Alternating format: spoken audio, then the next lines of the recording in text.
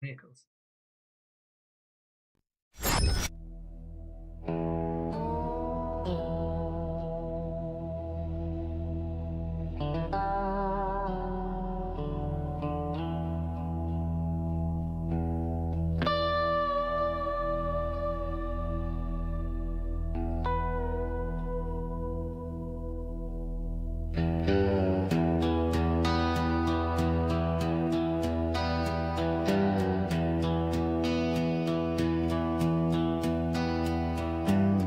Rolling on fire through a silver gate, ghost rock humming like a rattlesnake.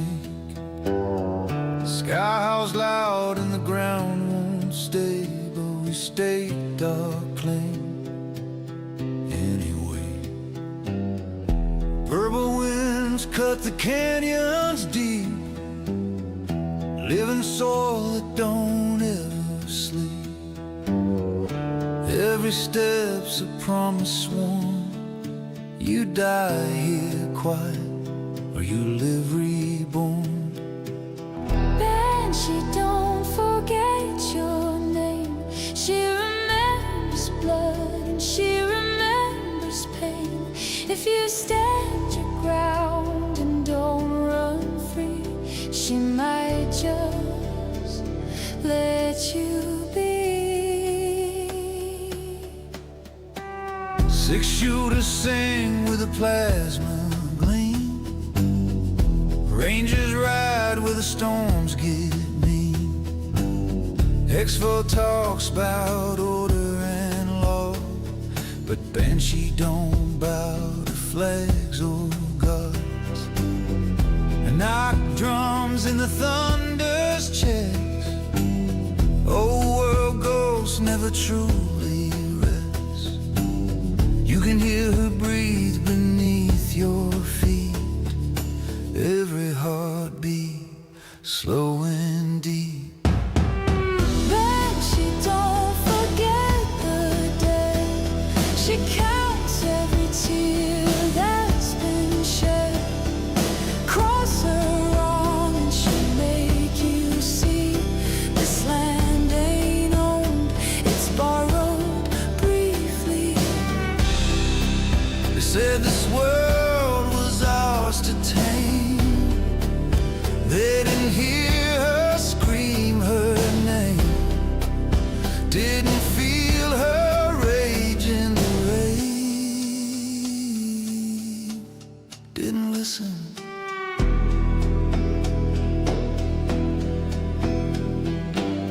We buried friends in red-lit sand, planted hope with a shaking hand. Hailstorm sails tomorrow's light, but tonight we ride, tonight we fight. If the reckoners come riding through, they'll find this dirt don't scare easy cruise. A dying world, yeah, that's true, but she's still standing. So are you. Banshee knows the ones who stay, knows the price in any way. If the end comes howling through, we'll face it here, me and you. Wind cries low, stars burn thin. Banshee breathes, and we ride again.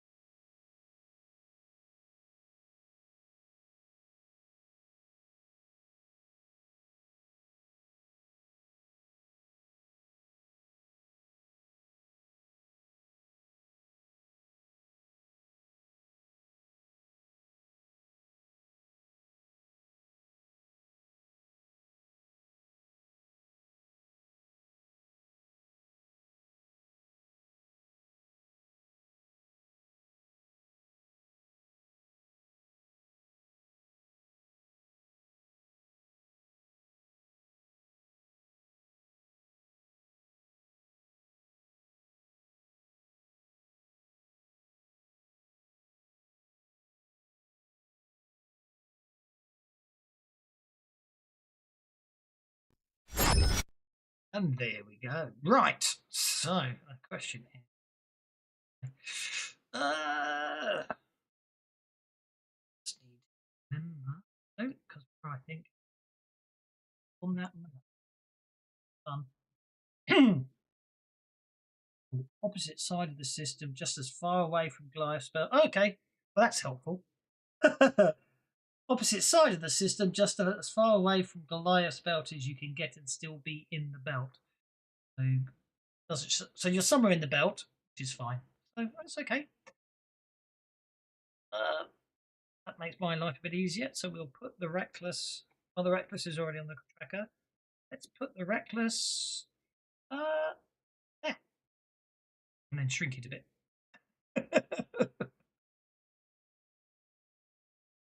You're out there. Obviously, that's not the actual accurate position of the planets because they rotate, but you're in the belt when the adventure starts. So, yep, you're traveling through the dark, approaching the belt. Quite away. You're still away from the belt yet, and the proximity warning goes off. Arthur.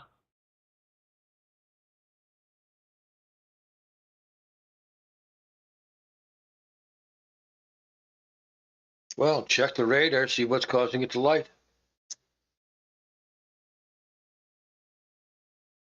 Get rid of him And come to a full stop. Sleep in their quarters. Okay, so Alpha up on the bridge. Micah, we know where Micah's going to be. Micah's going to be in the engine room. Yep. That means Dogmeat will be in the engine room. Just means Dogmeat's in the galley sniffing around to see what she can find a snack on. Okay, we'll put Dogmeat up in the galley then. That just leaves TBD. Where do you want to be, TBD? And I still haven't updated your character's video, even after you pointed out that I haven't updated it yet. I just realised I forgot again. Oh, and it's half past. I can take an ibuprofen. Stupid toothache. I think I'll be looking at the screen. Okay, look. There. What is it? What is pinging? Alt, left click? Space and double click. Space and double click. Yeah, that was an obscure one. So there we are. Okay, so there we are. Yeah. So basically, yeah. Yeah. So the proximity alarm goes off.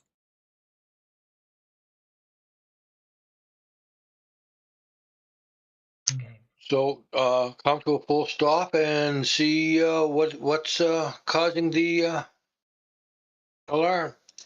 Okay, let's have a notice check from you. Of the only one looking out at the moment.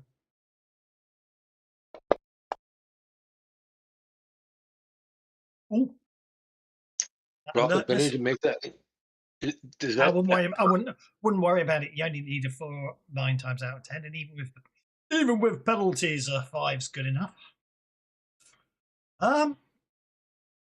You spot a human body drifting nearby through the void.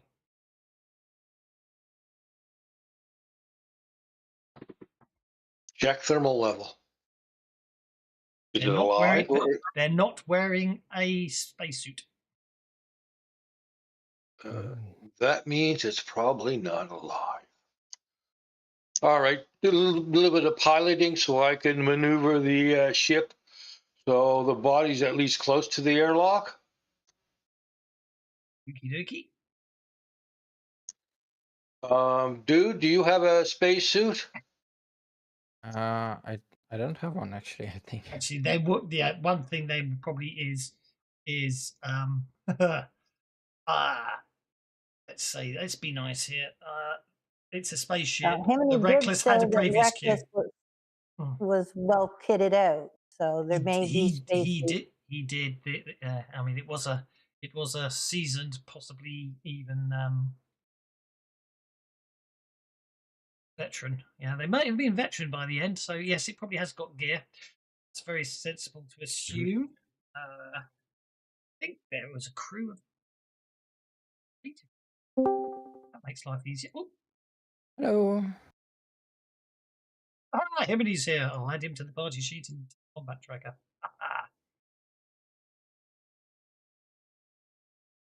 So on hang on.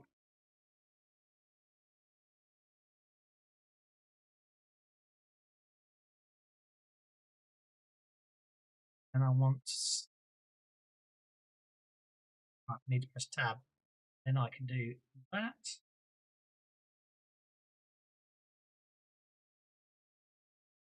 Okay, so on the party sheet, there are a grand total of 8 spacesuits. These waterfalls, says Dude Guy. These waterfall it is, then. There you go. Thank you. Thank you. Righty-ho, so, Party sheet. Inventory.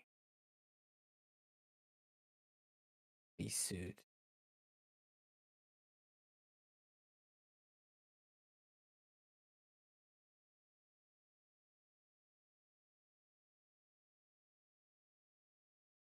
me. Jiminy. In the cargo bay. What are you doing in there? Well, basically, the proximity alarm's gone off, and File's slowing down and doing some piloting. Allow what the proximity alarms detected to post. But you probably want to grab a spacesuit from the party sheet. Open the door. I will as soon as I log in. Okay. Indeedy. Can I? Which we I grabbed one of the ones with thrusters, which means they sort of have 2 space suits, but one is sort of very used. I'm going to take a spacesuit without thrusters for me, and I'm going to take a spacesuit without thrusters for dog meat.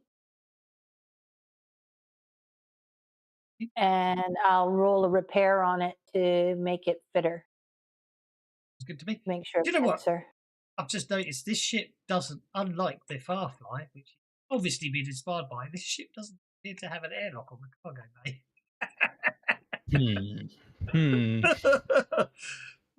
So there you go. Open the window. So you're going to have to close the. You're going to have to seal the upper bulkhead door. Seal. No, actually, all you need to do is seal the ceiling hatch for the ladder, and then just vent the air out. You know what I mean? Not vent it out into space, but just depressurize the lower cargo bay, and then you can open it to space if you ever need to open stuff up in space. That's how we'll say it has to work. Which is what I was about to do one way or another, so we can pull in the body. Okie dokie. Yes, And we I'll found make a my body way with to- no spacesuit floating in space. So a piloting role is required.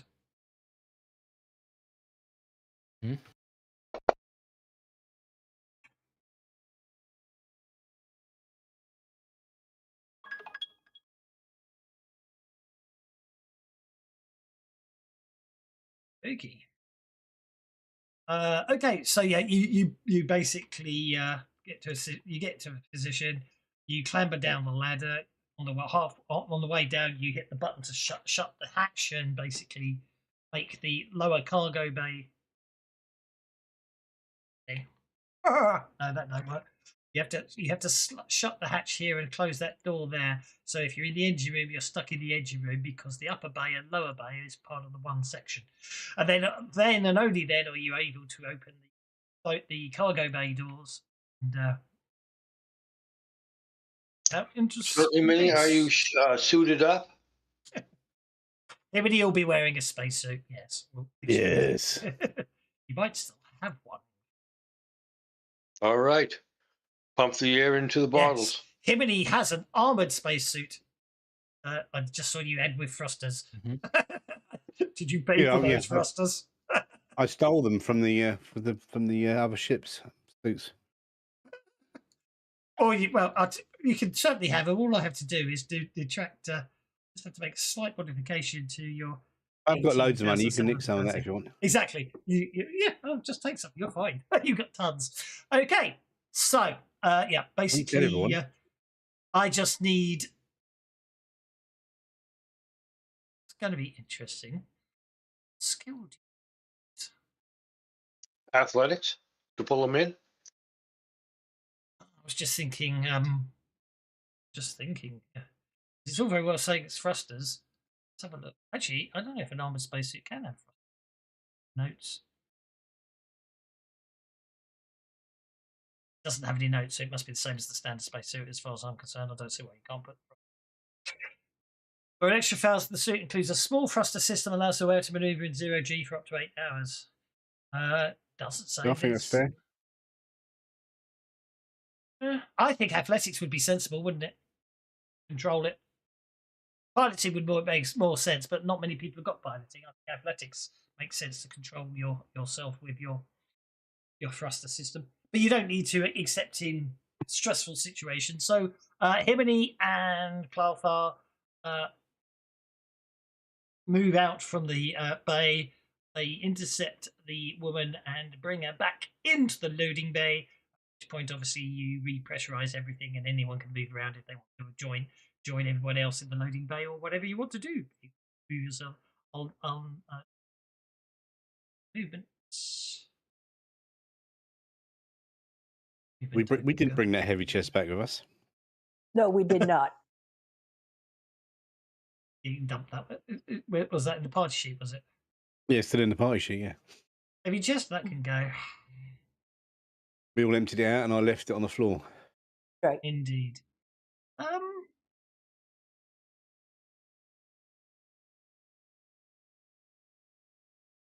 So do what we can to scan the body and make sure it's got no really nasty contaminants or microbial uglies. Apparently, it's the body appears to be that of a middle-aged woman with black hair in a worn flight suit. She's been shot in the chest several times.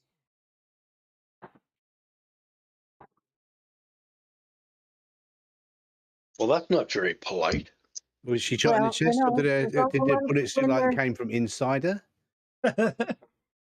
She's all dead, not mostly dead. Do I recognise her? Well, she was. You have just picked her up from outer space without a spacesuit on. Okay, so she's all dead. Well, there's only one thing you can do when they're all dead, and that's go through the pockets and look for loose change. But Does anybody? Not anyone I recognise, no. No. Does anyone have the healing skill? Princess Bride. Yeah, I got it.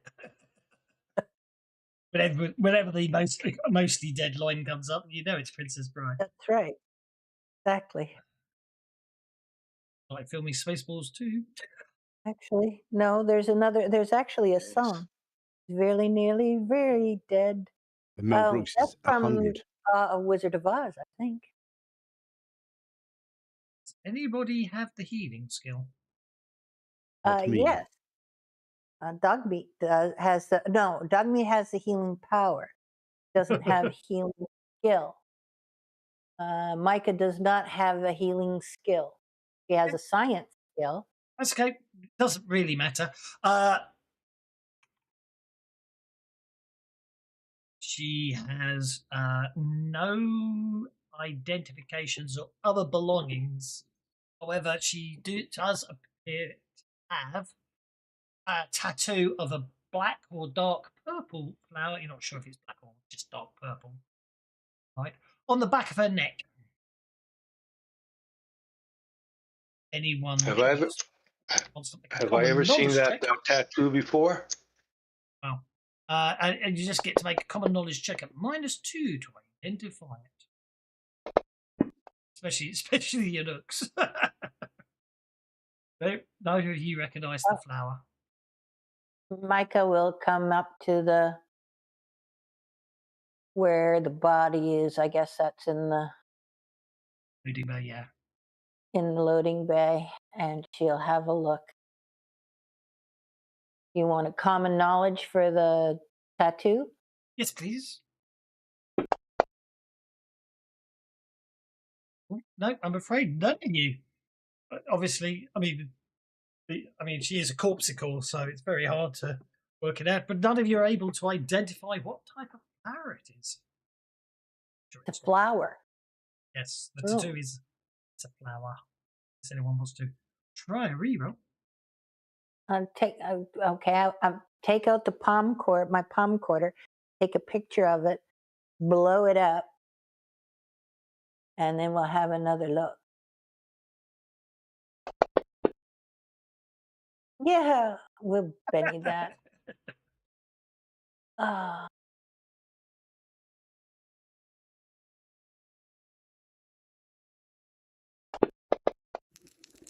Oh, for God's sake, that doesn't. I wouldn't worry about it. It's probably not worth worrying about, but that's okay. You can leave it. You can leave it down here and continue. You're only a few hours out from. You're only a few hours out from your destination. Don't worry.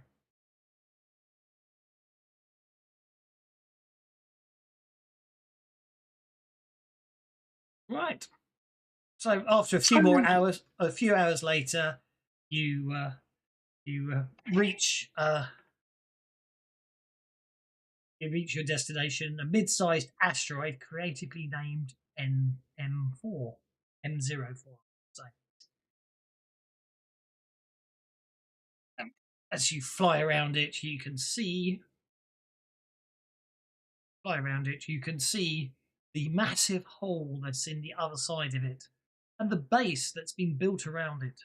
It's called Widowmaker.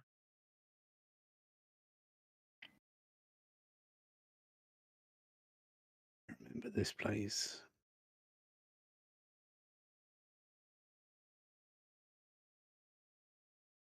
I suspect I'm familiar with this place. Yeah, yes, it's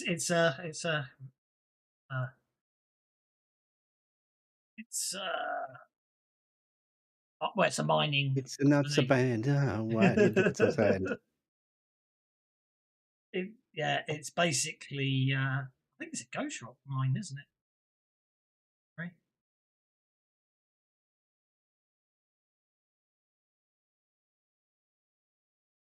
Well, call in and get a landing pad number and Parker on it. Oh, I can't remember what they line out of it. Yes, early it was. Yeah, it's a ghost rock mine. That's why Banshee became. That's why basically humans started colonizing Banshee, because it was discovered to have ghost rock.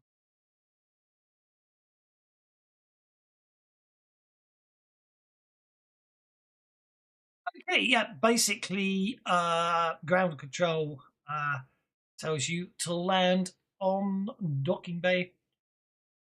Landing pad 56, landing pad 7.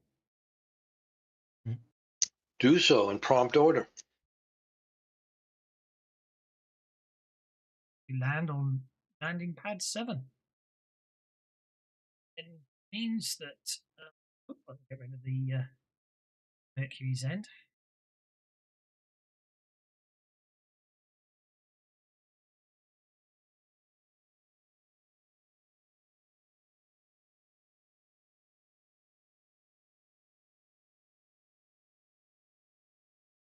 Dog to scale. I know why. I tried to be. What about tokens? What I did was I made the grid out to be the 8 out to the scale that the thing is, and then said each square is 3 inches. That doesn't work. What are the carry rules? Can I openly carry a weapon? What are the carry rules? Can I openly carry a weapon? Am I allowed to have any weapon? You know, what are the rules? That's a very good question.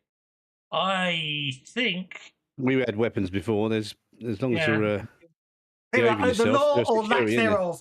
Over the years, one constant on Widowmaker has been a very lax approach to the law. Technically, colonial rangers have jurisdiction on the outpost, but Widowmaker is so far out of the way, a miner might see several birthdays pass before he catches sight of a ranger star-shaped badge. And while EXFOR claims control of the belt nowadays, Warfield's patrols visit only once every few months, and only then to pick up the newest batch of recruits. The town council employs a station marshal, the one-armed but tough as nails Katie Winslow, and a pair of deputies to keep the peace. So it'll be one of the deputies that's here. Okay, outside of oxygen theft, most petty crimes go unpunished unless theft or destruction of property is involved. In those cases, restitution for damage is mandated along the line of equal paid. Murder is also taken very seriously, though self-defense is valid and often used defense against the charge. All that's necessary is a witness or two to collaborate one story. Claim jumping is likewise punished swiftly and harshly. In either case, the offender is spaced. Widowmaker has a standing ban on any firearms other than pistols, scatterguns, or flechette guns. All long arms are turned over to the marshal on arrival and returned upon departure. And obviously, you also have to make payment of your oxygen debt. Okay. So you said weapons. So my pump action shotgun is not allowed. No. What scatterguns? It's a I think a scattergun fires flechettes. So that's what I need to check. Yeah, I have a flechette, so I'll leave the shotgun on board, and I'll take that flechette that I picked up in the off of Mercy before we went into. Yeah. Oh, sawed-off double-barreled shotguns apparently called scatterguns in the Lost Colony. Now, well, this one is listed as a pump or semi-automatic. Yeah, it's a long arm, so no. Yeah. Basically, it's no long arms. Yeah, so we'll leave it. Nothing ruins the day. Nothing ruins the day faster than a stray bullet perforating the wall of a shelter. After all, I suppose. Exactly. I suppose the theory is pistols have lower power than rifles. That's what flechettes are for. Yeah. Exactly. Well, like I said, I have that flechette pistol that we. I mean, I want to see the 10 survive the double-barrel sort of shotgun, but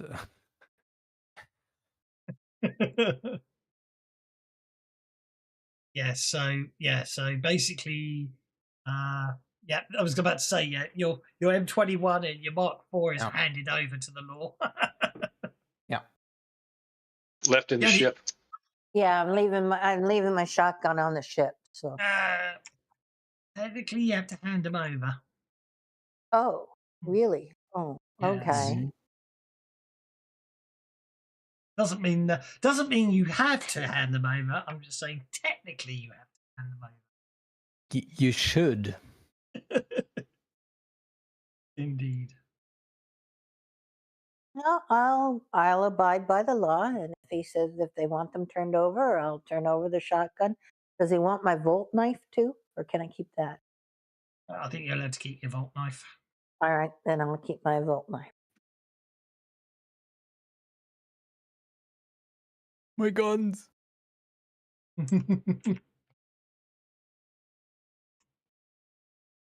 What am I looking for? Looking for that module. So I'll do that. Then I can.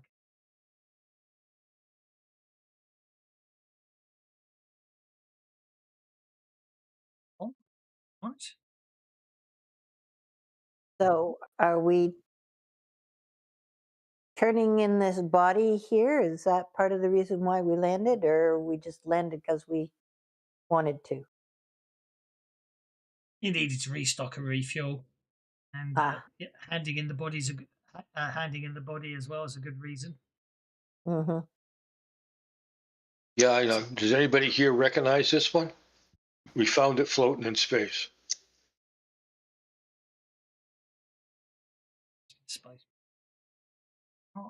Is that the old tails up? There. There we go. So that gives me everything I need. Okie dokie. When you announce you have a body on board, the deputy has a look. He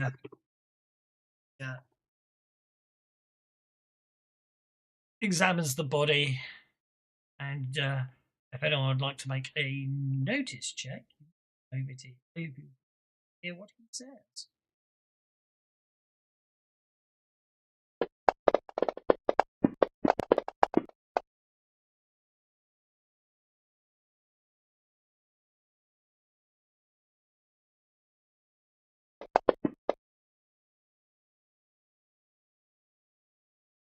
Marshal Winslow, the ship that's just come in.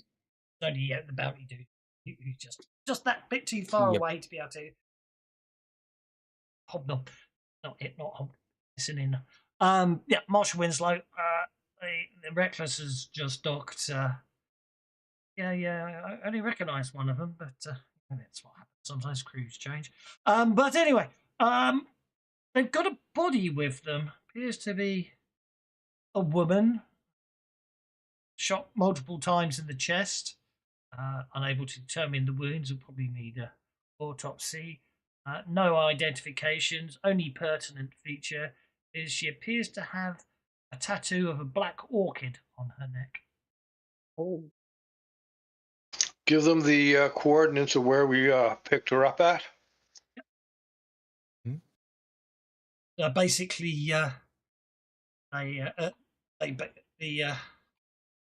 the deputy says, basically, if you can carry her off the ship, I'll make sure that facilities pick up the body, and we'll hold on to it for a certain amount of time, and then we'll send it down to recycle. Thank you. Oh, hang on a second. I know I was not here for like a few minutes, but what happened to the things on the ship? Oh, the ship opening and closing. What? There were doors opening and closing on the ship, weren't there? Yeah. On the Reckless, there was a door opening. A door opened. You've done a full bioscan of the ship, and it's a few days later, and you've not found anything. However, the doors do still sometimes open and close. Deja vu, deja vu, deja vu. We cleaned up the mess that was in the engine room, right? The husk. Yeah. Oh, yeah. Yes. And face them into the nearest sun, or heading towards the nearest sun. Yeah.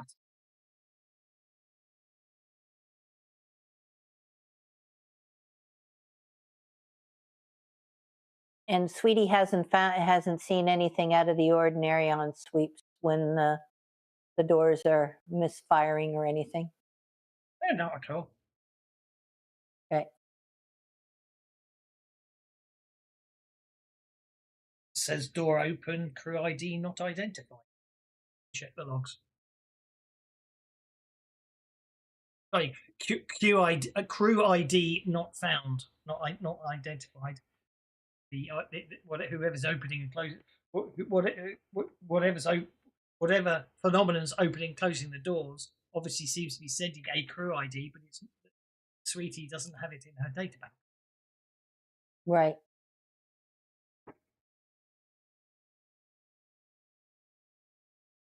Who named the computer, Sweetie? Sweetie's the name of the AI. Your new mechanics named the AI Sweetie.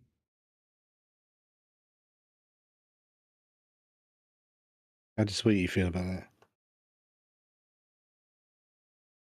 He has no feelings either one way or the other. Sweetie is AI and does not have emotion. Yeah, that's what I always say. It's like I can get up in the morning and say, hello, Sweetie.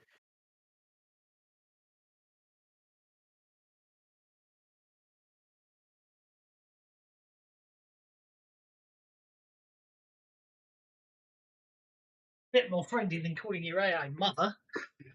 Yeah. Mummy. Oh. Anyway, you are on the Widowmaker. Probably is a good place to find jobs and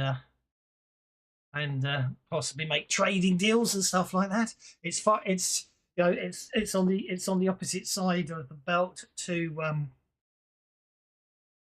Goliath's belt, which is another belt-based station. So usually, more unusual ships come this far out. So that's why historically the Reckless used to come out here occasionally, because sometimes you get some good jobs out of it. Well, To be honest, Sweetie probably brought you here because this is probably, I suspect, the Widowmaker is where Reckless was going before Morgan put Timony in stasis. mm-hmm. Oh yeah, it reminds me actually, I never actually did mention the three science fictions last week. I don't know if you picked them up. Obviously, I did. Stasis putting Mahimini in stasis was basically Red Dwarf. Mm-hmm. Obviously there was aliens, and then obviously the prison ship London was Blake 7. Yes. Two BBC sci-fis of the 70s, 80s. Blake 7. I love that spaceship. I remember the Liberator. The Liberator was a beautiful brilliant ship. ship. Yeah. I have a corgi model of the Liberator. Oh, I'm quite jealous. I've always wanted one of them when I was younger. Did have the Dinky Eagle, though, Space 19. But obviously, for obvious reasons, in this day and age, Operation Pear Tree and all that, I'm not going to mention the individual that back in the 70s and 80s we all used to write to the BBC and ask someone to fix it for us to go something. I asked a certain.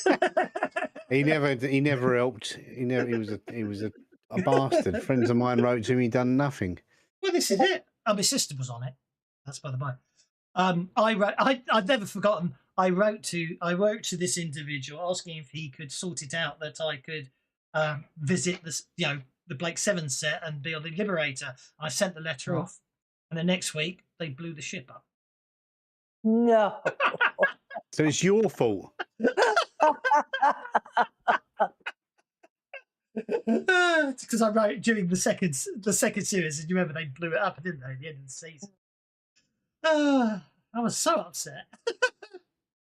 Live from the stage at Buxton Opera House, I send you the amazing Technicolor Dream Bennies. They are red and yellow and green and brown and scarlet and black and ochre and peach and ...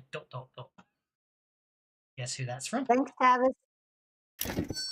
Anyway. So, what do you want to do now? You're here. You'll currently be walking along the boulevard, which is the main artery in the Widowmaker. It stretches 300 yards from the dry dock on the west side of the Hole to just north of the Marshal office at the end of the business district. And the rate being the Marshal's office. It's better lit than the rest of the outpost, but the lighting dims along the business district, which, by the way, is where most residents mean when they refer to the boulevard by that name. So, there's all sorts of things down there as you head down there. I think actually they're all showing up on the map. Well, Dogmeat and Micah are going to go shopping. Ooh. We need supplies for the ship, for the food stores, and you never know. Depending on whatever, we might find something shiny. Bring back. Right now. I'm going to check the mining office and maybe a couple of saloons and keep my ears open for any kind of work. It's, check some of the bulletin boards and see what's moving around. Sounds good. And check for spare parts. Possible, things that tend to wear out, kind of thing. Mm-hmm. For the engine, just in case. I always like to have spare parts. Because it's not. Righty ho. So,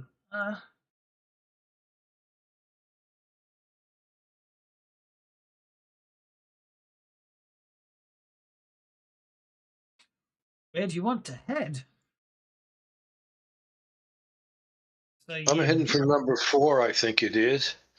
the Banshee Mining Something Authority. Belt Mine Workers Association. It's the primary union for. Oh God, he's going again. Ruby and olive and violet and fawn and lilac and gold and russet and grey and purple and white and pink and orange and blue. There we go. Anyway, yeah, it's the Belt Miners Workers Association. It's the primary union. Oh, they're not getting one for each colour. Sorry.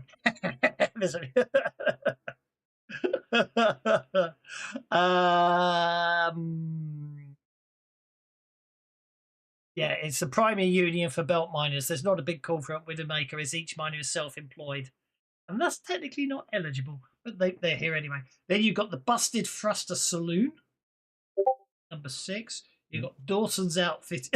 He says boo because I refuse to give you one set of minis. 1, 2, 3, 4, 5, 6, 7, 8, 9, 10, 11, 12, 13, 14, 16, 17, 21 pennies. Not giving them. Even if I divide it by 4, that's still quite a lot of pennies there. Tell you what, they can have 8. Thank you. Dawson's Outfitting. It's the equivalent of a general store. Benefiting from implements to foodstuffs, premium markups, of course, because of course implementing goods anywhere the system means, yeah. Having the only general store on the asteroid means he can pretty much set the prices he does. I owe my soul to the company store. The Lowry Hotel, if you actually want to stay off the ship. The Lowry Clinic, run by a doctor. The Lucky Strike Casino is the casino on Widowmaker, so small-time card shops, occasionally open shop. But yeah, if you really want to lose your money in style, you visit the Lucky Strike. Several live table games and a host of electronic ones. The Marshal's Office and the Mine Leasing Administration. Anyone looking to mine the hole purchases a permit here. So other than basically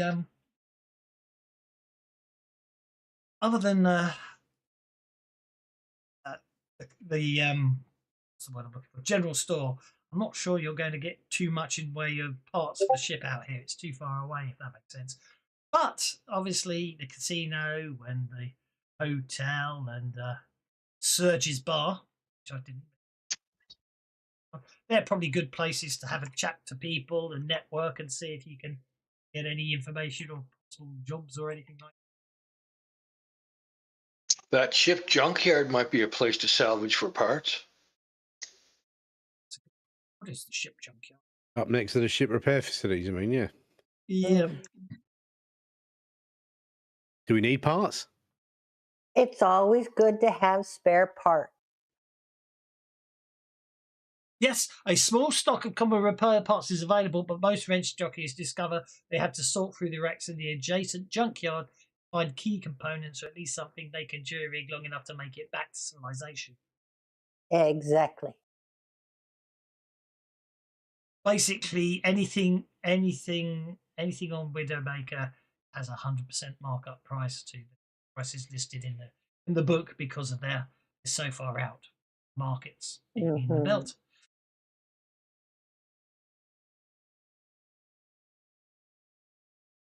But yeah, so if you want parts, you can scavenge the junkyard.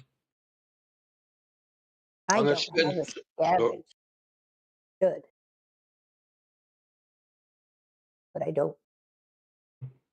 Sorry, I was going to spend some time browsing and socializing at the branch office and both the saloon and the bar to see if I can get any lead on any kind of job or cargo or something like that that we can pay some money for us. The boat's not going to pay us itself. Yeah, the branch office, the union branch office. When an orc walks in, they're sort of you get the impression they're a little upset, not because you're a nook, because you're not you're not the type of person they like. After what they like is the reason they're here is that quite often a down on his luck miner is too broke to pay passage off the asteroid, and has got facing mounting oxygen tax bills, and therefore he's in a hole. And that's when the BMWA are quite happy to help that spacer out in just that situation, finding them positions with larger corporate operations elsewhere in the belt. But so they're pretty much here, very much a case. After talking to her a little while, you're very much sure of the fact that their main purpose in life is to basically take advantage of those poor, unfortunate individuals that are running out of money, and they can basically. Not the word. Well, having spent the last 3 years belt mining, I'm pretty familiar with the routine. Exactly. Exactamundo. I've forgotten the phrase. When they used the British Navy, they used to send the crews ashore, didn't they? And to get new recruits for the ships. I forgot what they called it now. Oh, Press yes. gang. The press gang. Thank you. The press gang. You know how a word will just go out your mind the second you're about to say it. But yeah, the reason that the branch office is here is basically to press gang people onto corporate mining. So that leaves you there. We actually have a pub in downtown Halifax called the Press Gang. Yeah, it was a real risk at certain times. The ship came in. It was. It was. Next thing you know, you wake up to find yourself on a ship that's left port, and you're not coming home for 18 months at the minimum. Lucky. Okay, what's TBD, Micah, and Himini up to while Clathar's in the miners guild? Well, Little Rock. Oh yeah, go on. Micah and Dogmeat are going to visit. There it is. Micah and Dogmeat are going to Dawson's Outfitting. We need to probably restock supplies for the galley and the ship. Okie dokie. So we're going shopping. We'll do that first, and then when we get that back, then we've got time left, we'll hit the junkyard and see what we can find in the junkyard. Julia Swalier and Dexter Fletcher checking in. It's going overhead unless she really means Julia Swalier and Dexter Fletcher are there. Are you doing a show with Julia Swalier and Dexter Fletcher? Wow. Yeah, that was in that was that silly press thing, wasn't it? Where there was press gang, of course it was. Yeah. Yes.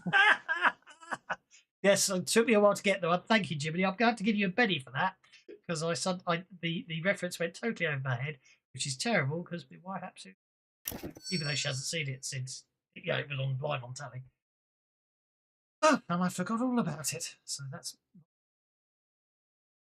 okay. Modules. No books these days, isn't it? We have to. Player's guide, and then we're going for here. Okay. Well, let's have a look. General equipment. General equipment. Oh, I really need. You've done this book. Armor and shields, human armor. Oh, actually, there's the there's the picture of the marshal in the gear section of the actual player's guide. That's the marshal on Widowmaker. Is she really one-armed, or does she have both of them? No, she's one-armed.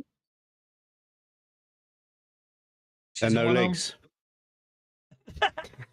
Fading away at the bottom there.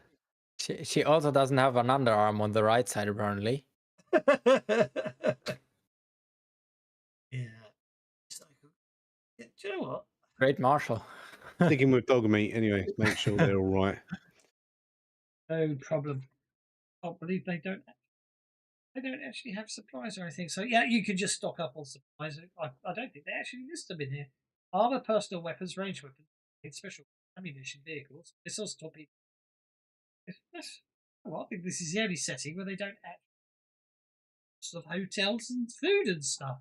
It's unusual. Well, they must And have you didn't make one? greenhouses, for heaven's sakes.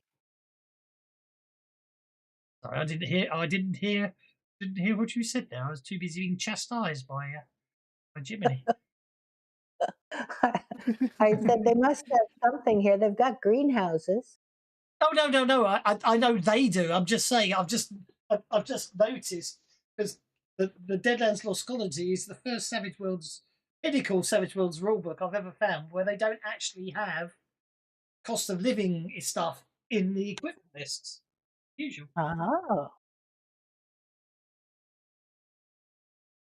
Just for free. I doubt that.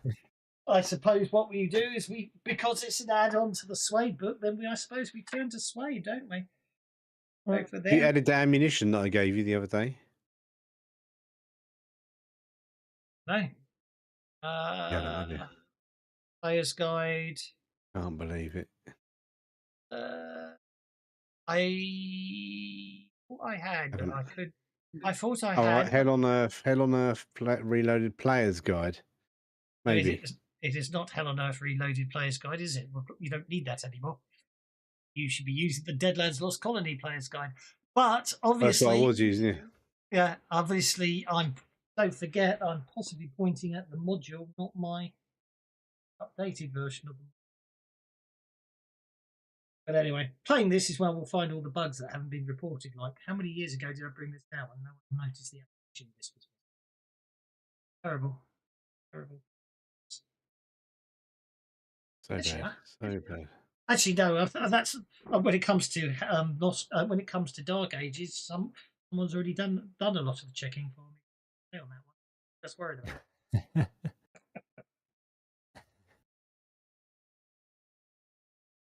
Okay. And still, some people complain. I don't know.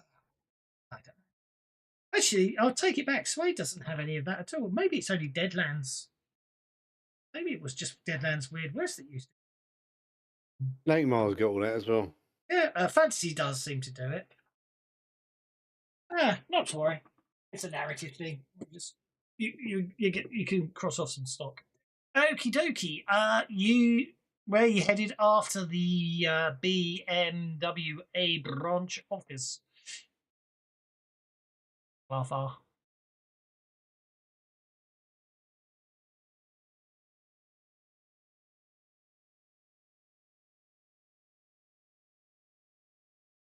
CBD, you still hanging around the ship? Mr. Dude? I want to say, Little Russia sounds like a nice place to get a drink. Little Russia. Oh, I forgot about Little Russia. I don't think it is actually. Small section of living quarters nearest the landing pads is the last completed expansion of the outpost, or at least quasi-completed. Apparently, Lowry, the original guy who was building all this, went bust shortly after the initial corridors were completed and a few shelters were in place. He sold the rights to complete the development of the area to Sergei Kovalenko, a bartender on the boulevard who made a small fortune by accepting ghost rock in trade for liquor and blackline. Chomo is still showering. Kovalenko finished the construction area, but unlike Lowry, had no qualms about cutting corners or even whole walls at times. Rather than invest in highfalutin prefabricated shelters, he converted shipping containers, wrecked lifeboats, spacecraft sections, or welded sheet metal to create additional space. The end result is a hodgepodge of buildings and corridors with little rhyme or reason to their design. Many of the individual shelters are 2 or even 3 stories tall, as neither of the corridors nor any of the attached constructions have artificial gravity.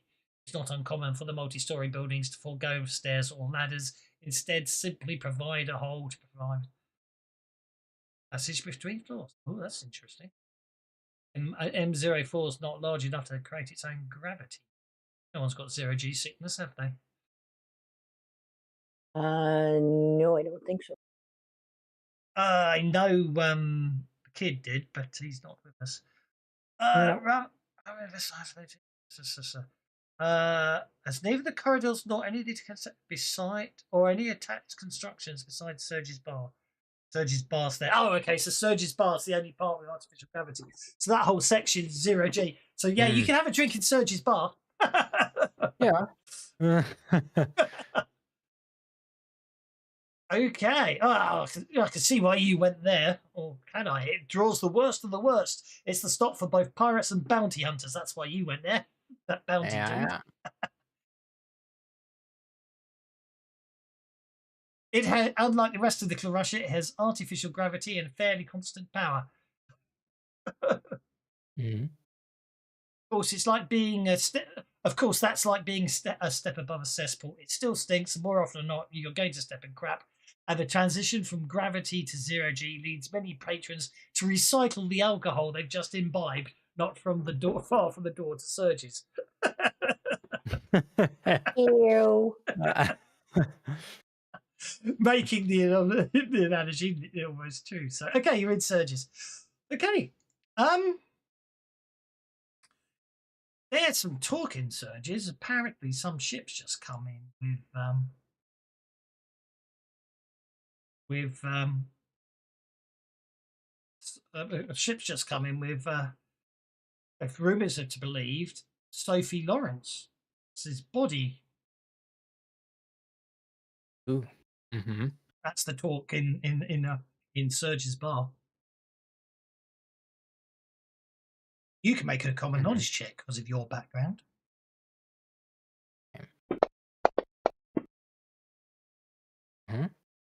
Oh, you recognise that name.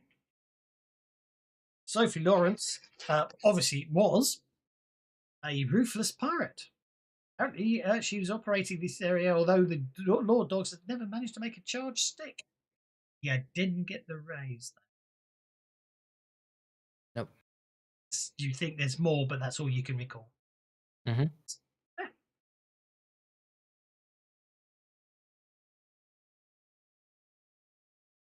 But other than that, do what I do. Have a think on it, and it'll come back to you later.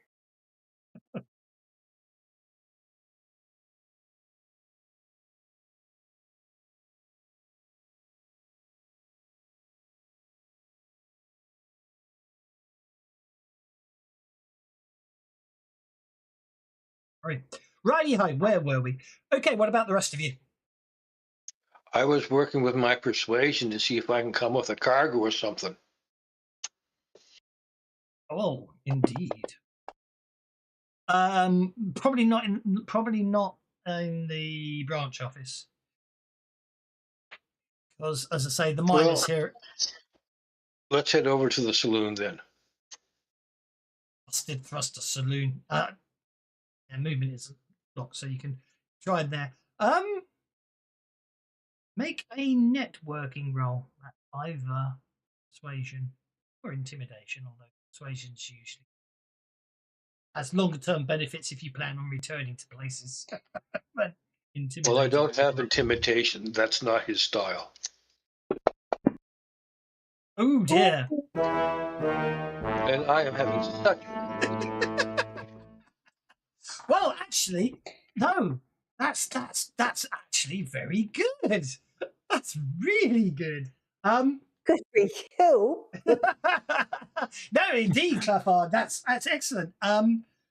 As you walk in and start walking around, this individual comes walking up to you. He's very well dressed. Seems a bit out of place on here. You're not entirely sure. He goes, "Ah, my friend, this is my lucky day indeed it is," as he buys you a drink.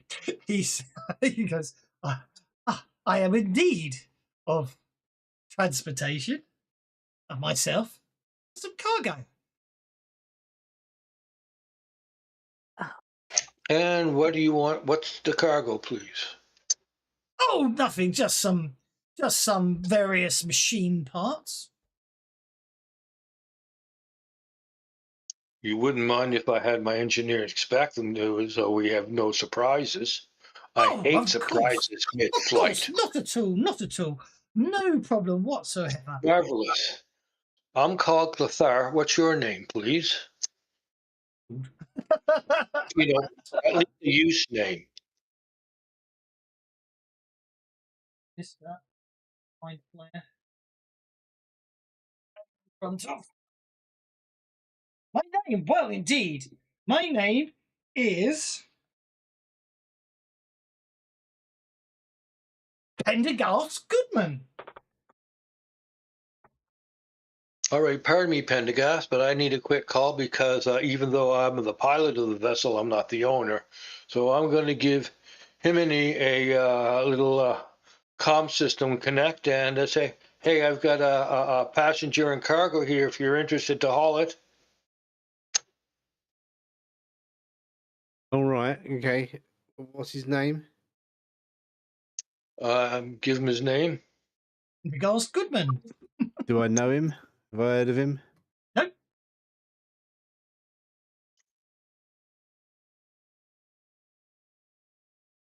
Nope, never heard of him.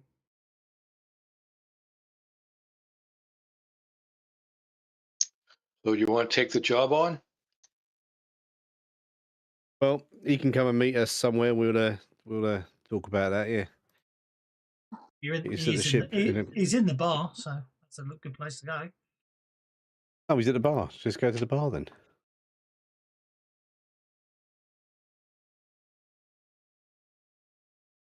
Is that the bar? No, 8's the marshal's. Oh, no. I'll Lucky make Strike some room number at the table. 7. No, that's a Kassoon. Saloon is number 6. Busted Thruster Saloon, yeah.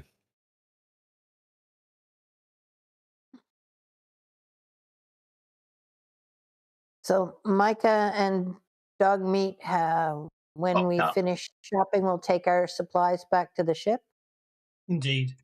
Yeah, no problem at all there. Yeah, it will stock up. We don't have any lovely prices to worry about there, so that's cool.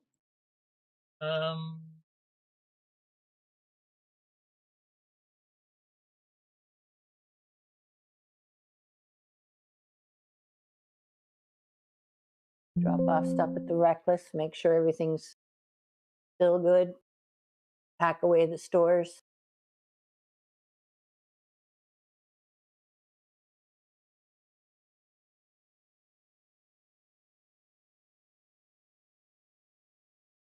Well, when Himini gets there, I'll introduce the two together and let them start bickering about costs, etc. I'm going to take a step back and do a very careful examination of Goodman, or whatever his name was. Sorry, bad memory today.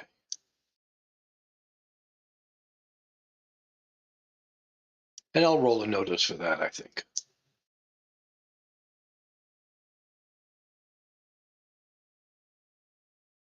As you walk in, Himini, you walk out to where Clefar is, and this very snappily dressed fellow is standing there. He says, "Oh, why did you say Marshall? That didn't work. I even set it up to. It's meant to be saying it as Pendergast Goodman. Point of that. What's the point of actually clicking on the speak as button if it doesn't work anymore?"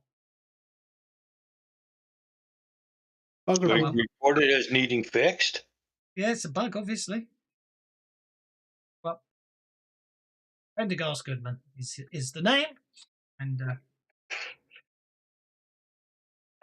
machine parts is the game. I, as I say, I just need transportation of myself and some crates to our destination, and that's it, really. And they're just normal machine parts, nothing to worry about. What's the destination? Little voice whispers in your guys' ear. What's the destination?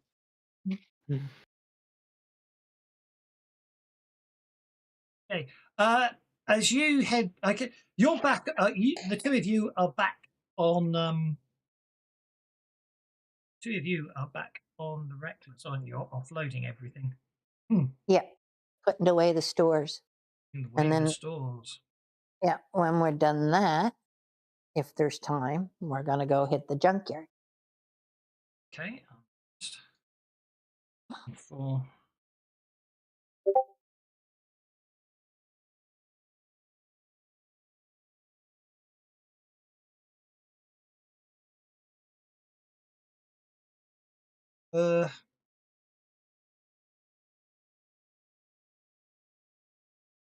on it. This one.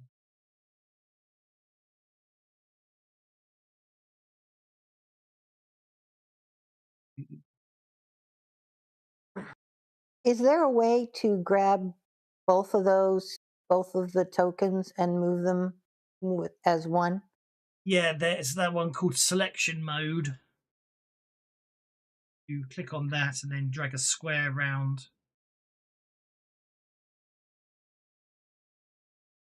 Click on that and then drag a square around both the tokens you want to move, and then they move as if they were one.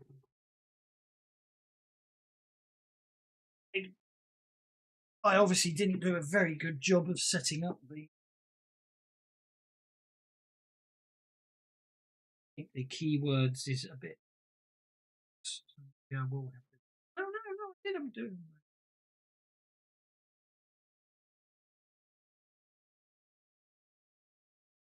Try to find something. You're on the reckless.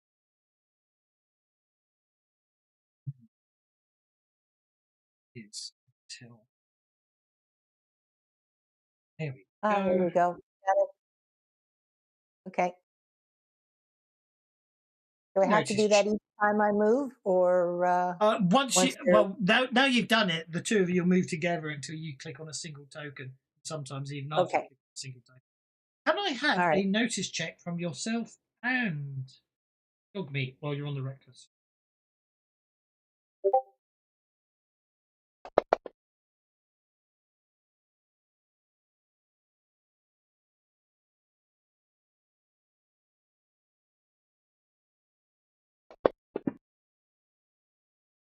Oh my God, my dice hate me today. Hey, dog meat saw something. Yeah.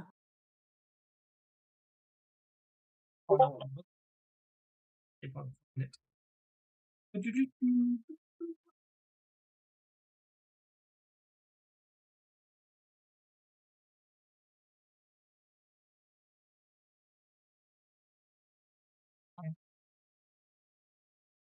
Why?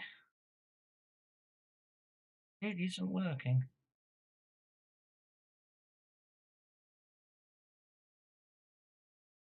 Very annoying. Okay, not to worry.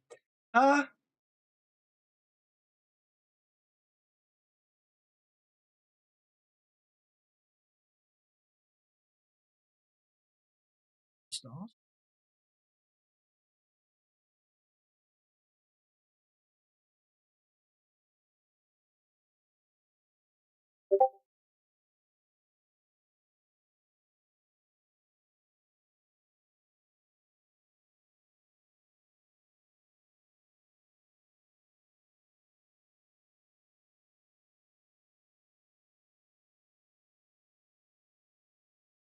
I think this module might need a redo because certainly.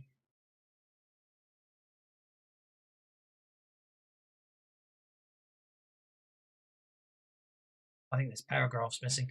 Okay. Anyway, you finish. Locking up the galley, and as you're heading back through the ship, dog meat suddenly sort of catches your attention, and you could have sworn you just saw a short-haired woman in dirty coveralls with a heavy wrench in her hand, climbing up to the engine room.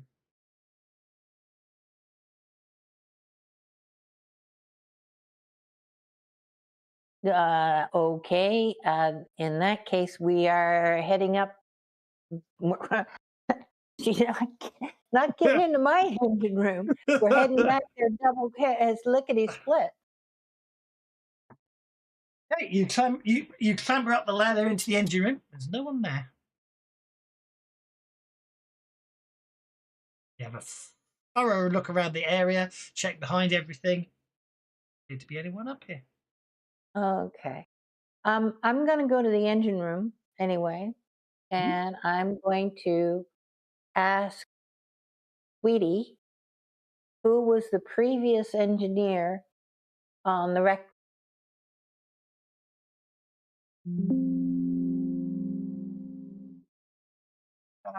Morgan, the woman who put obviously the woman who put Jiminy in stasis. Can you show me a picture of what she looked like? See if I could find her. With a old module. Okay, hang on. I could probably find you a picture. A second. What am I looking for? I'm looking for.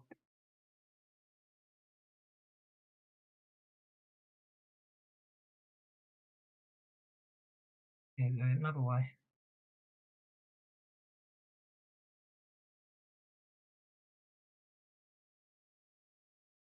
Come on.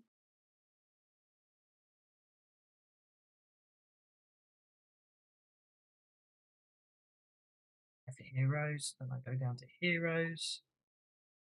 Lost colony. There's Jinx. There's Morgana. Come on, load up Morgana. There's Morgana.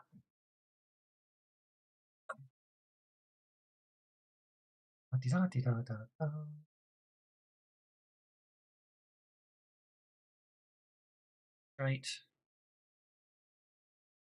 Great.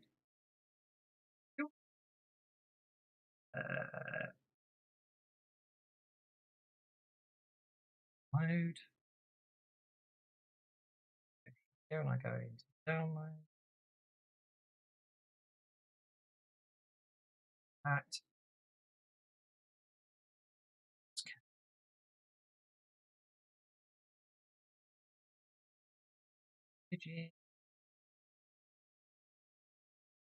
Let's refresh. Board.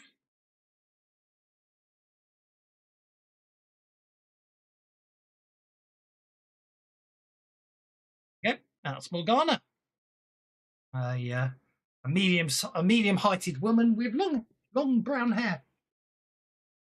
Okay, that matches what we thought we saw.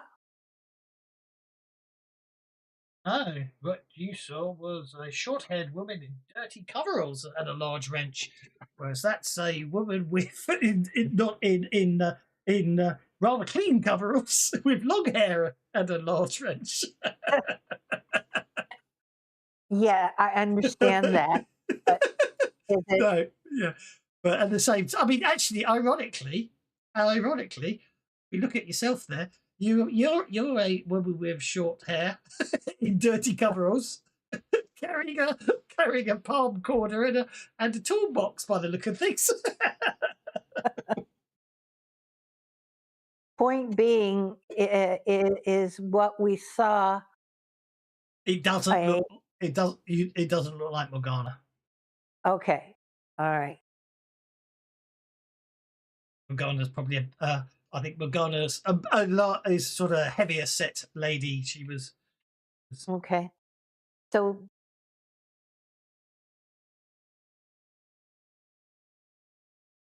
it's not me. The mystery. Sweetie, is there anyone else on board besides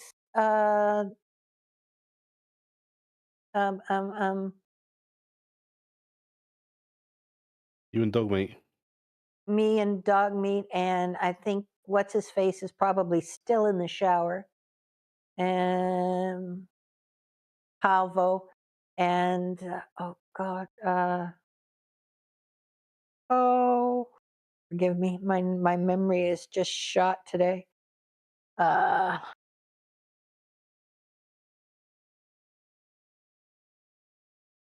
So it's not very good. Is there anyone else on the ship, AI? Yeah, is there anyone else on the ship? Is there anyone on the ship that's not crew? There is no one aboard this ship that is not crew. They could have been past crew.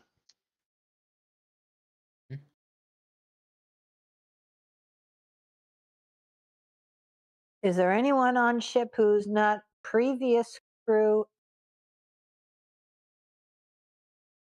Yeah, is there anyone on ship who was previous crew?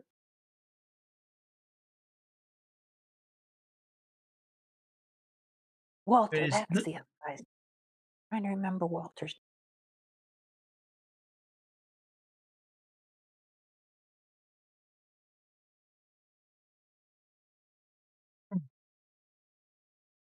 There is no. There are currently 2 life forms aboard this ship. Sorry, no, I'm ignoring. We'll assume. Look, it's Halvo's in the Lowry Hotel. Okay, for argument's sake. Okay. The rest of the crew are either in the Lucky Strike Casino or the Lowry Hotel. That's why they're not with you today. So you, Okay. Dogmeat Dogmeat and I are and the only Micah two are the only life forms currently aboard on the ship. ship.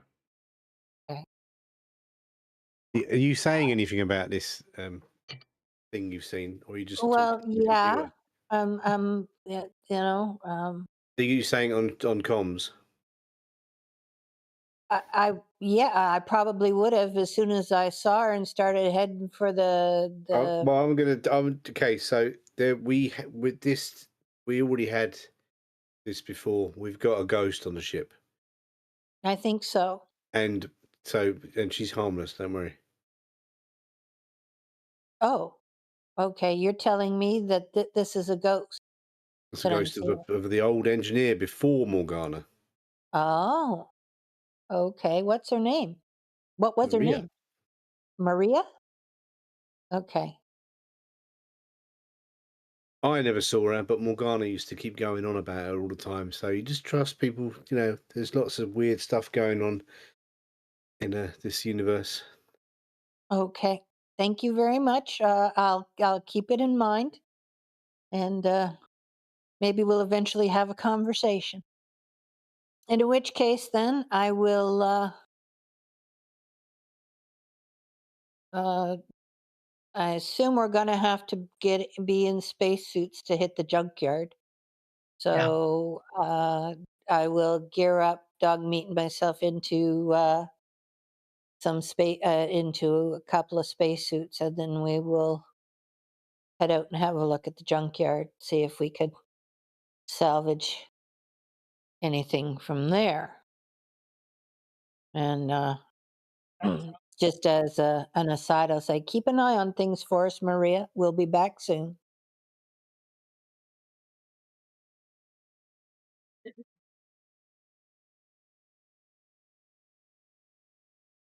Okay, so so Maria's guarding the ship, and we were talking to this Prendergast geezer. Yes, Pendergast Goodman. Yes, indeed, sir. Wonderful to meet you. Wonderful, wonderful indeed to meet you, sir. I'm gonna grab his hand and shake it. Indeed. Wow, what a good grip you have. But I'm gonna shake it with a little bit of intimidation. Indeed. He smiles, showing you an almost too perfect set of pearly white teeth. There was a lot of strength in that grip. Yeah. NPCs. Where's Pendergast gone?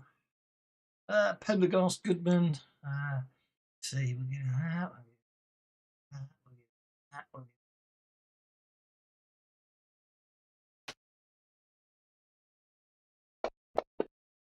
Let's try again.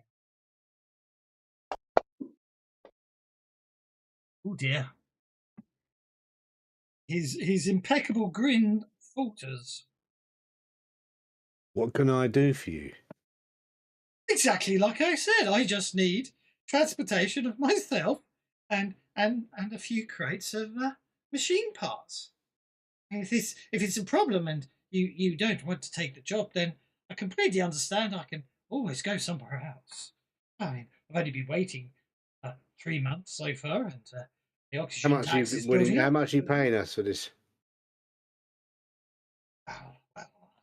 I would like to repay you the fair and going rate. Alas, however, by the time I finish paying my oxygen tax and stuff, I don't think I can probably pay more than 3,000 credits for myself and my 4 crates. 3,000 credits. Well, as I say, I owe I owe 8,000 credits in oxygen tax. Been stuck here a little longer than I really intended, but I'm sure Why I have you been must. stuck here I'm so sure long? once. What are you trying to get out of here that's so that no one wants to ship? No, I don't Why think should you we- understand. His big smile comes on again just before you ask that question, and then he was obviously getting ready for his next bit of spiel and goes, "Oh, no, you completely misunderstand. I'm afraid I was far too trusting with my previous contractors. They assured me they were taking me to my destination, and they offloaded me here, and they were gone again before I realised that they dropped me off at Widowmaker on completely the opposite side of the belt that I really wanted to get to, and I've been waiting ever What since side for a of the ship to belt do you want to get to? Oh, I'm sorry. Have I not mentioned? He says, his smile coming out. As I say, I just have to deliver these machine parts to Tialong Station.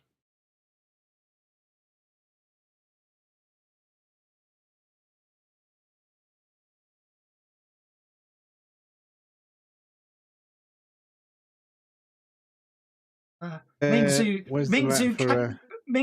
Kang is probably getting quite impatient with me.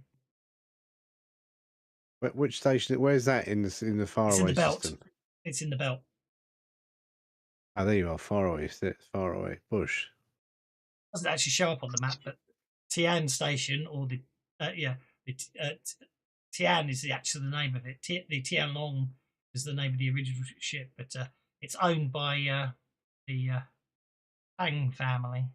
It's a ship. It's a floating city, heavily influenced by elements of Chinese, Japanese, and Korean and other Southeast Asian cultures.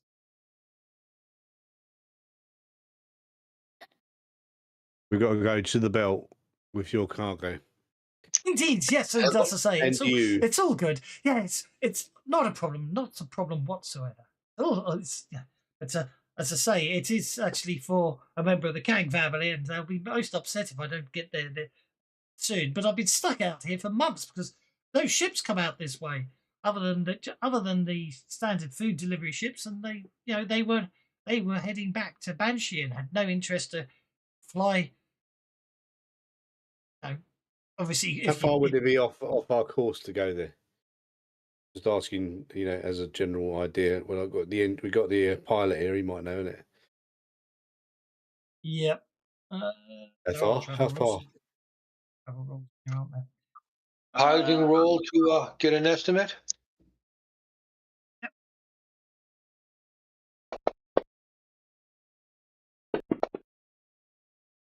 Are you accurate to the minute? Well, here we go. So, let me see. System travel times.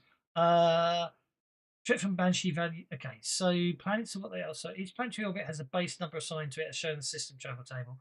Find the value from one starting point of the destination. Subtract the lower orbit, the higher orbit.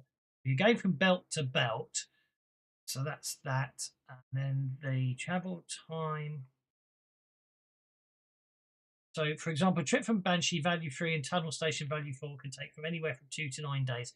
1 plus 1d8 days. I see. So we're going from 5 to 5.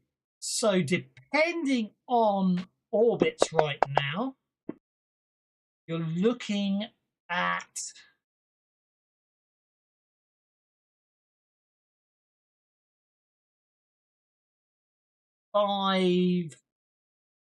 hang on, 10 to 16 days travel from here. Just to get there. Yeah, to get to Tian. Because basically what you're going to do is you're going to fly. Basically, you're going to fly from one. Basically, Tian is on the opposite side of the belt, so you've got to fly to Banshee, past Banshee, and back out to the belt again, if that makes sense. So, where's the star map? There's the system map. I just closed it. Right.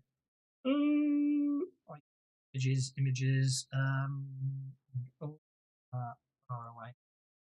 Really, what I really should do, and I'm about to do it now, is that. Just F9 is if you. So yeah, it's not so much that. It's very much a case of share the map.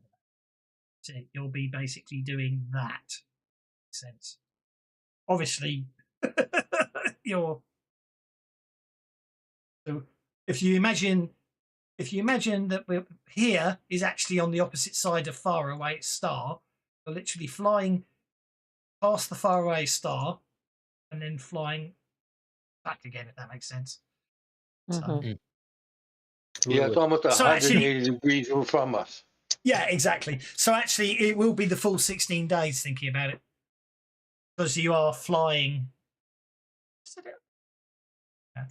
Yeah, because you are flying from the belt past the sun to the belt again.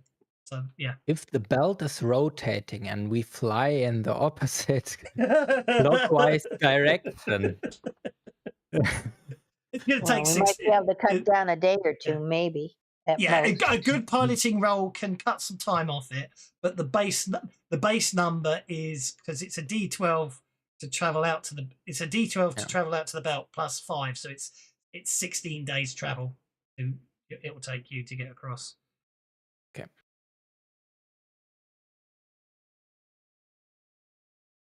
You know, we could always do a little bit of $3,000 gravity doesn't whip sound like around an the awful sun. lot of money for that length of a trip.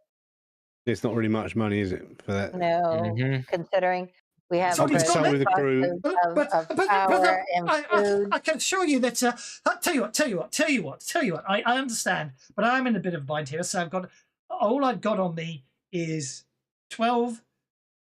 Oh, hang on, no, I lost that on the tables yesterday. I've only got 11,000 credits. When I leave, my current oxygen tax bill is 8,000 credits. Therefore, that only leaves me the 3,000. I will pay you the 3,000 credits up front, and then when we get to the other end and I sell my goods, I'll split the profits with you 50-50. How's that? He says with the biggest grin you've ever seen. Yeah, that sounds fishy if I ever heard one. Okay, we'll consider it, but if you double cross us, I'll rip your head off. He goes, right. I shall. Right. So just. There's no danger of being double crossed. Your head is safe. Yes, you're going to double cross us. Now is the time to back out. I assure you, there is no double crossing, and when we get there, my machine parts will sell like hot. Sure you. Right, I'll get his comlink number or whatever it is you do to make this, and I'll say I'll get in contact with you later, and we'll have the 3,000 now.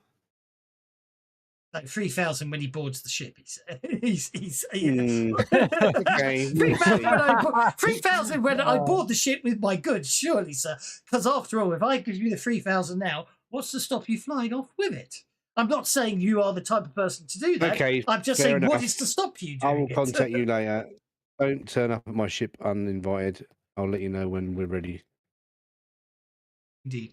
Oh, I take it. Well, actually, one thing you haven't mentioned is the. I'm just trying to find something before I say the name.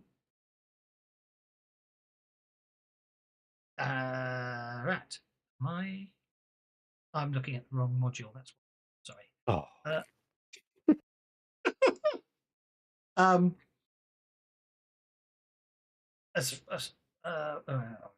Yeah, it goes. Yeah. So that's okay. That's what I'm trying to find what I'm looking for here, because he's going to say the wrong ship name, you see, but I want to make sure I get the right ship name. That's it. Goes. Yes. Your ship will be the White Rose that docked yesterday. That's correct, isn't it? No. Oh! It says another ship's come in. Oh, that's useful to know. Sorry, sir. What's the name of your ship then? Reckless. What, the Reckless? You mean Alquist's ship? I heard he died.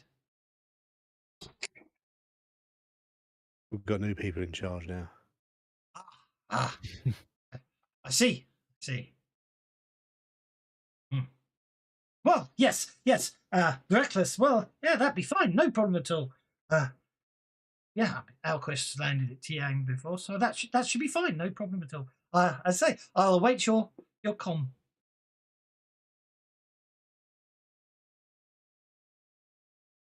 Yep. Okay. Was okay?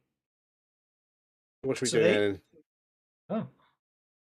Well, it sounds like it depends if you want to group up and discuss your day or whatever. I need a notice check from Micah to see if she finds any good parts in a junkyard today.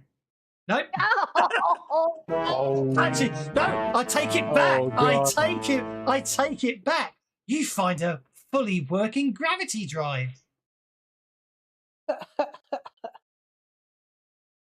It's very it's unusual to find a fully. fine.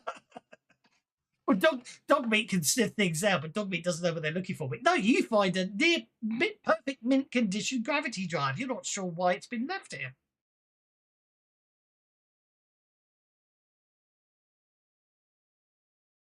Okay. You look it over, and it looks flawless. In fact, it's in better nick than your current gravity drive.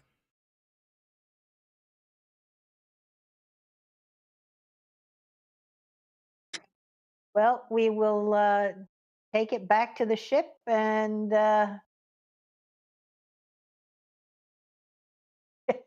Keep it spares.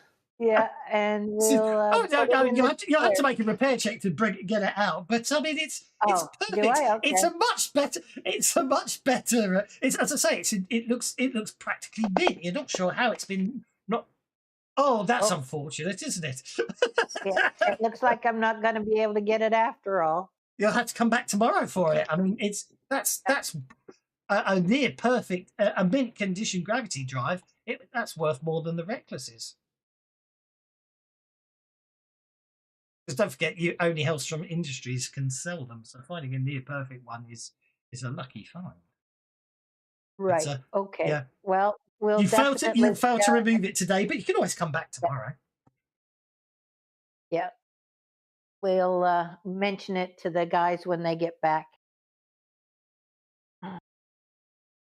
You have nothing to worry about.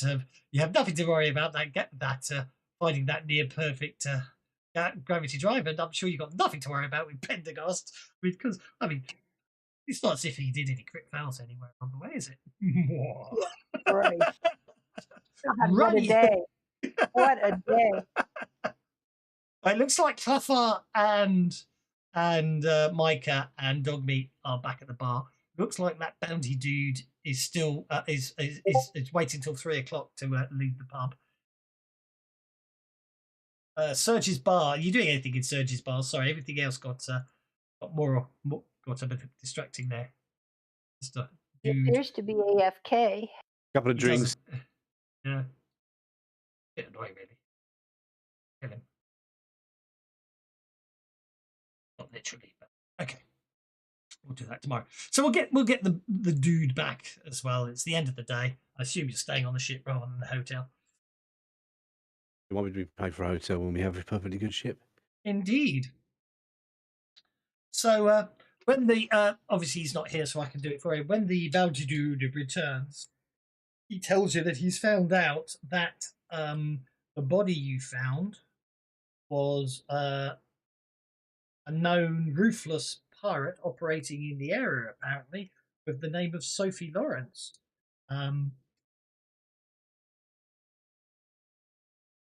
If anybody else would like to make a common knowledge roll, do so.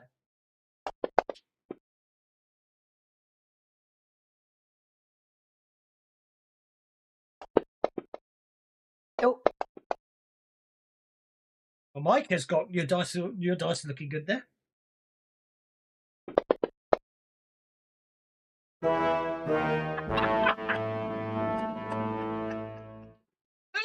Man, what is it today? Holy mackerel. Oh dear. Okay. I'll have to come up with a good one for. Well, to be honest, when one of you rolls a really good number, one of you rolls a really bad number, I'm going to have to say that Hibbity, whatever you're convinced is correct, is obviously the complete opposite to what I'm about to tell Micah. It's up to you if what you want to come up with and disagree with Micah on it. But basically, yeah. You've heard of Sophie Lawrence, the also known to go by the name of the Black Orchid. She was a renowned ruthless pirate that operated in the area, and she terrorized people, and people learned to fear the name of her ship, the White Rose. Well, that's interesting. I mentioned that, basically say what I know, that she was a ruthless pirate who captained a ship called the White Rose. And since I wasn't there when they were interviewing Pendergrast, I don't know the fact that he mentioned that the White Rose was in dock. Yeah, I love the Swallows and Amazons reference. I'm going to give that to Himini now. This is what you've remembered, Himini, about Sophie. I thought she was an actress. Well, no. Actually, then you realise what you remember hearing about Sophie Lawrence.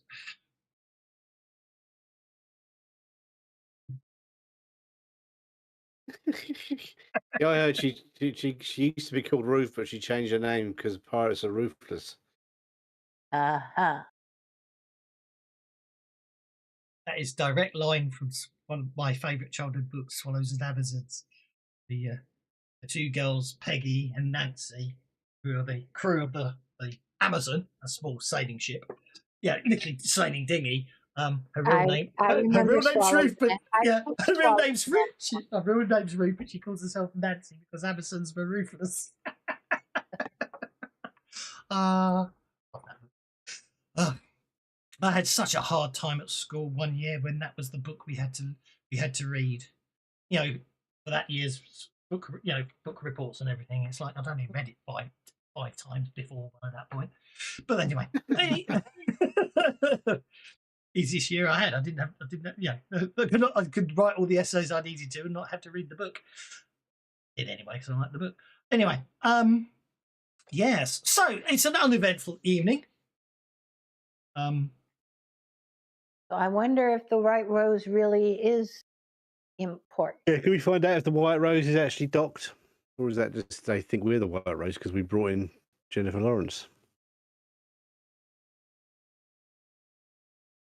We can start. You can. Well, it's the next morning, and well, actually, let's see if anything happens.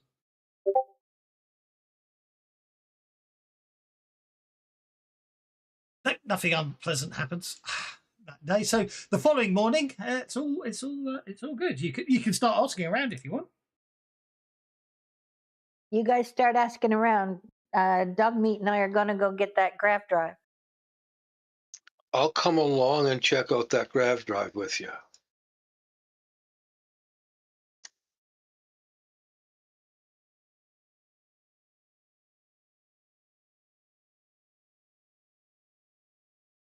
You can make a repair check, Clefar. Yeah, looks a very good quality graph drive.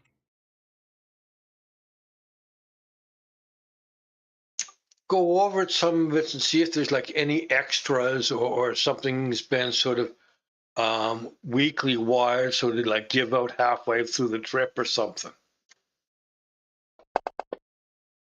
No, yep, certainly.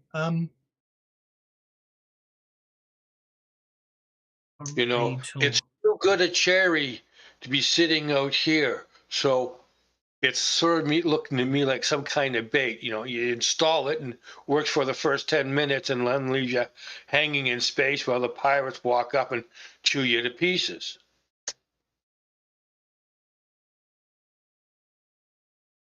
Well, I'm a suspicious person. that's fair enough. Um, Uh, shall I make a repair roll to see if I can see what any recheck my work, so to speak? certainly.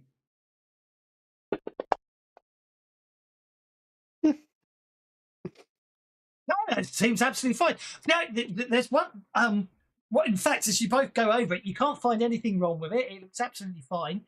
In fact, actually, as the more you look at it, you think, "Hang on, this might be worth even more than you. Might be an even better quality than you've heard." You've heard rumours that there are some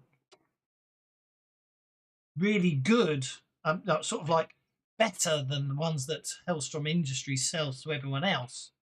Gravity drives that have better time dilation effects, and can get through time quicker. And supposedly that externally the gravity drives are sealed units. You can't really get inside them because Hellstrom Industries controls it all. And if you try and force them open, they tend to sort of cease to function and all that because it's the technology they want to protect. But the story goes that there are like an exclusive range of gravity drives, and each one of them is named. In fact, you find a name on this one. Could be you've got one of these mythical drives you've heard of.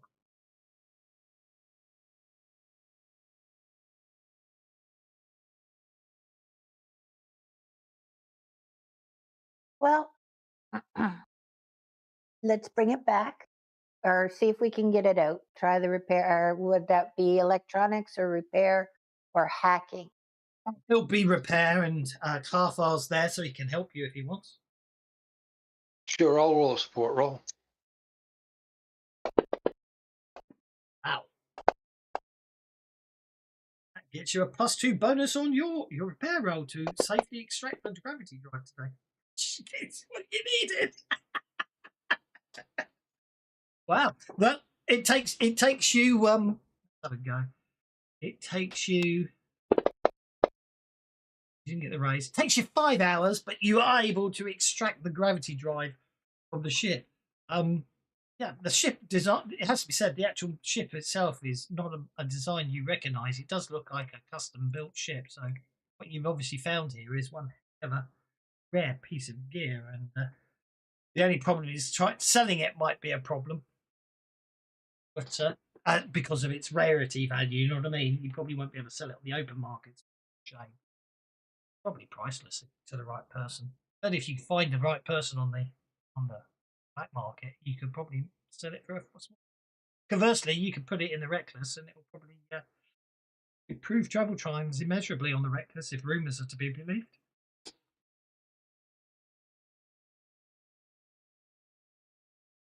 Well, Anyway. let's rent a grav lifter and at least take it back to the Reckless to start with. Indeed. Yeah. That just leaves Hibbity and the bounty dude to find anything out about Sophie Lawrence and the White Rose. You want to? Yeah, I'm back, but I'm a little bit out of the loop. You haven't missed much, really. Just lots of critical failure dice rolls. Yes, lots of critical failure. So I mean, but I think you're the only one who hasn't rolled one today. So basically speaking, I don't think it's anything to be concerned about. But Clarfar critically failed networking to find a job, and therefore he found a job really easily with this guy who's has a huge smile and just needs machine parts shipped to Tian Station, and Jennifer Lawrence, Sophie Lawrence. In the meantime, Micah went out to the junkyard to scrounge for parts and critically failed on the search and found a mythical mint condition named gravity drive, which are only be up until now only been rumored to exist. The name of it is Sablet. And then you went back when you got back to the ship that night and told everyone about the name of Sophie Lawrence. Micah remembered that Sophie Lawrence's ship was called the White Rose, and yesterday you found out the White Rose was docked here and had been for a couple of days. And Jiminy, on his critical fail, remembered that Sophie Lawrence's real name was Ruth, but she changed it when she became a pirate because pirates are ruthless. And that's basically where you're at. Now you're caught up.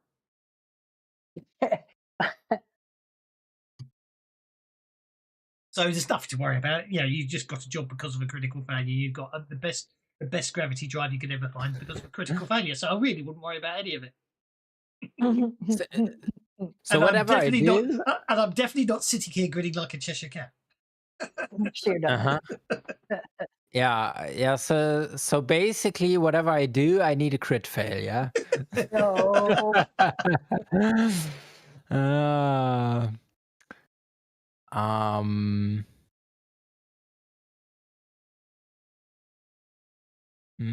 Good question. So we went to the junkyard.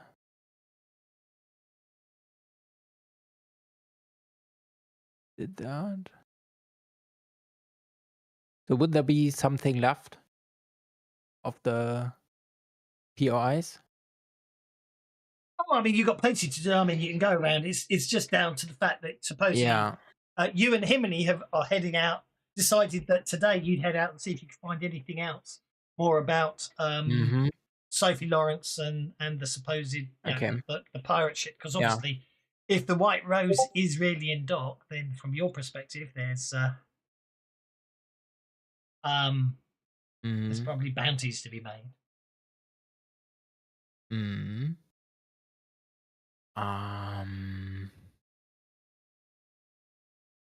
So it's really down to where you want to head. You can head back to Surge's Bar, which is probably being a little more unlawful. You get the feeling it's a little more unlawful than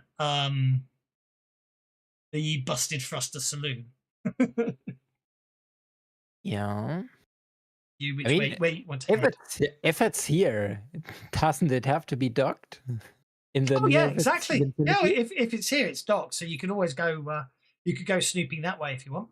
Yeah, I think I would try to scout out if there's any suspicious vessels docked. There's a couple of other ships. Neither of them appear to be registered as the White Rose.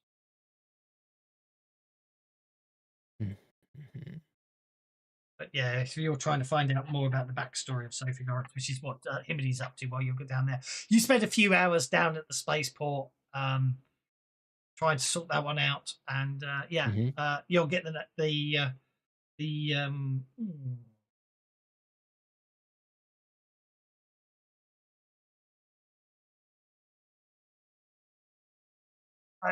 you could get the names of the other two ships. Eventually, it takes some persuasive information gathering. Okay. And whether or not you want to gild that persuasion with a numerical value is entirely up. I'll be doing the networking. You got no money left, so you can't do that. You appear to have zero currency, so you'll just have to just be very persuasive. Go for it. I can be persuasive. You're down at the docks trying to get the information off the ships. Oh yeah, you can be. That's all good. Apparently, you've got the Iron Lark, the Broken Spur. The Iron Lark, the Broken Spur, and the Reckless are the currently registered dock ships here.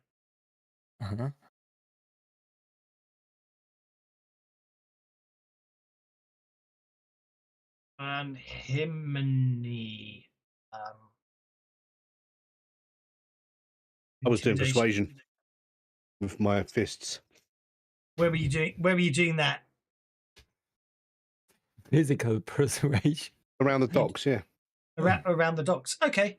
After a couple of hours of you doing that sort of persuasion, a band of spacers, you get the distinct impression know what the bizzed end of a sword or shotgun looks is used for. Sort of basically walk by you.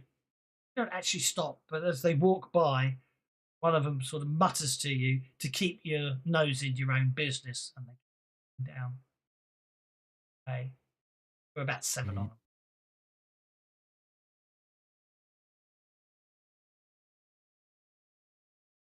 But as I say, you after about 5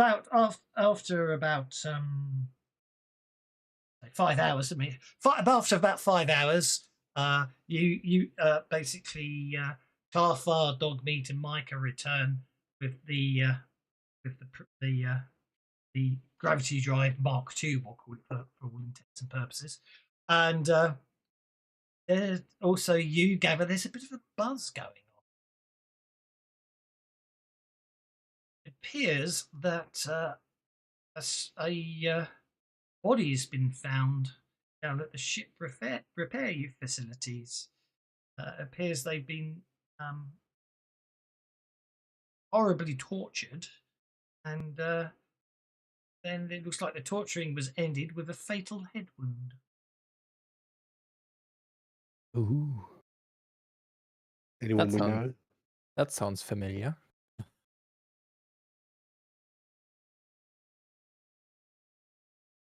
Well, if you want to, obviously, by the time you get down to ship repair utilities, the marshal's down there, and that deputy who checked the ship when you came in.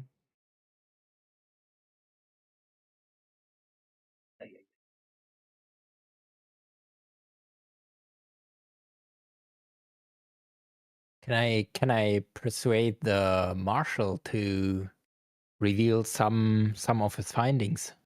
80 stats. 80 Winslow, see page 20.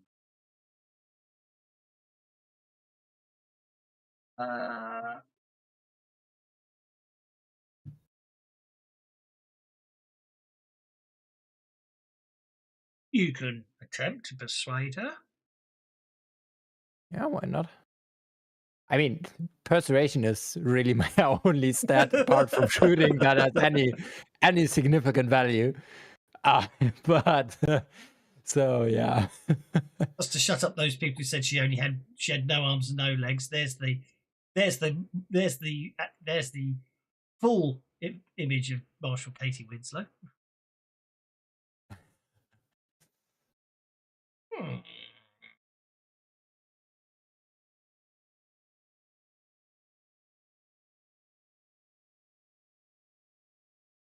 If it helps, I can try for crit fail. Where's the image? I haven't seen it. I shared it. Did it not share? That's it. No, it's shared. Okay. Sorry. Oh, she has got legs. Yeah. and one arm at least. Yeah. Yes. Which is convenient for Marshall to not have like all limbs severed off. Basically, she's not too. She's a bit reluctant, but after a bit of persuasion from yourself and possibly implying possibly hinting that you are a bounty hunter, she does allow you to ask her some questions. Okay. What did you want to ask? Obviously, the rest of the party's on link for whisper to you.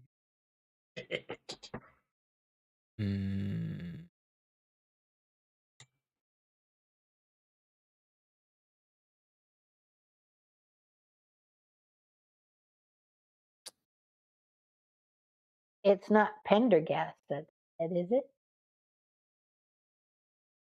Yeah, does she now did she identify the person that turned up Did she dead identify? recently?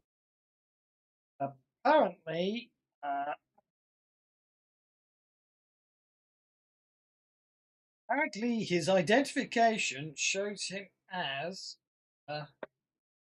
Oscar Jefferson. He's a crew member on the ship that's registered here, the Iron Lark. Ooh, No, okay. she's not convinced the Iron Lark is the identifications. She's not convinced the registrations the Iron Lark put in are. So the iron mark could be the white rose. Could be. Mhm. You know, if you're a known pirate ship, you don't really land somewhere with like, "Hey, we're the pirate ship White Rose." That's true. That's true. Even if it is a fairly lawless, out of the way place, you know. That would be some Jack Sparrow shenanigans. Indeed. If Himiny was to see the body, he'd recognise it as one of the guys that accosted him out here, but he's not here to see it. Where am I? Oh, where you are? Well, it looks like you're on the ship. I'm with them, lot. Yeah. Yeah. We just had a bit of a turtle's head, but now I've caught up. So, yeah, there we go. But anyway, but you've got a so you've got a job, you've got a ship. It's you've got the evening. You might as well you can spend the evening here. Where do you want to spend the evening as a crew? Go out and have a nice meal somewhere, or stay in the ship. Michael's going to drag that gravity drive to the engine room and start doing a tear down. Or you I'm got not to swapping them out. We don't want to tear down. We don't how want it to works. fit a new drive when we've got a perfectly good one. That's the spare. I'm not replacing it. I want. Micah is very curious. She wants to know what makes it so much better than the average gravity drive. Unfortunately, Right? that It would has an Apple logo on it. Unfortunately, that would require you to break the proprietary seals that Hellstrom Industries puts on the gravity drive. Breaking of the proprietary seals renders the drive inert. Ah, okay. Then I can't. Yeah, so use it. Apple product.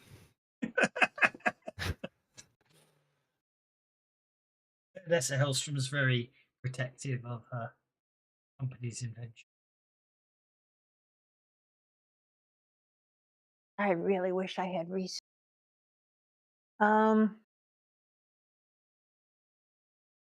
Your next See what I advance. can find out about the name Sablet on the comms or whatever communications and any place where I can find. I don't have can I spend, I don't know if I dare do this. Can I spend a Benny or beginner's luck and roll a research? Yeah. So do I just hit my just basically, yeah, give yourself a +2 bonus and roll unskilled. Okay.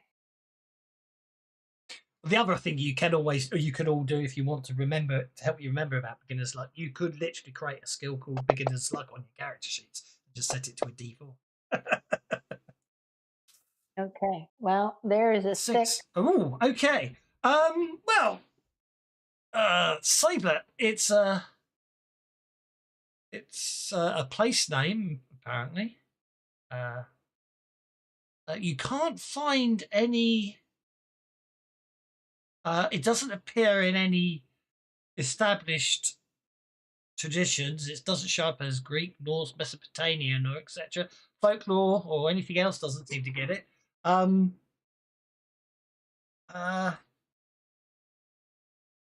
suppose you could. I mean, if you take the T off the end, you get sable, associated with darkness and blackness and shadows. But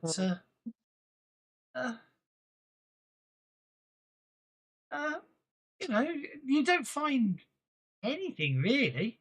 to define what sablet is, but at the end of the day, maybe it's just someone named it that because they thought it sounded.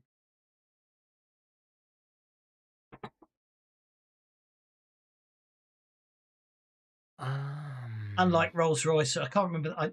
I can't remember what the actual name was because I German at school. But apparently they were going to name. They came up with a name for one of their cars, and then realised they couldn't call it that because in German it would have been silver turd, but not turd.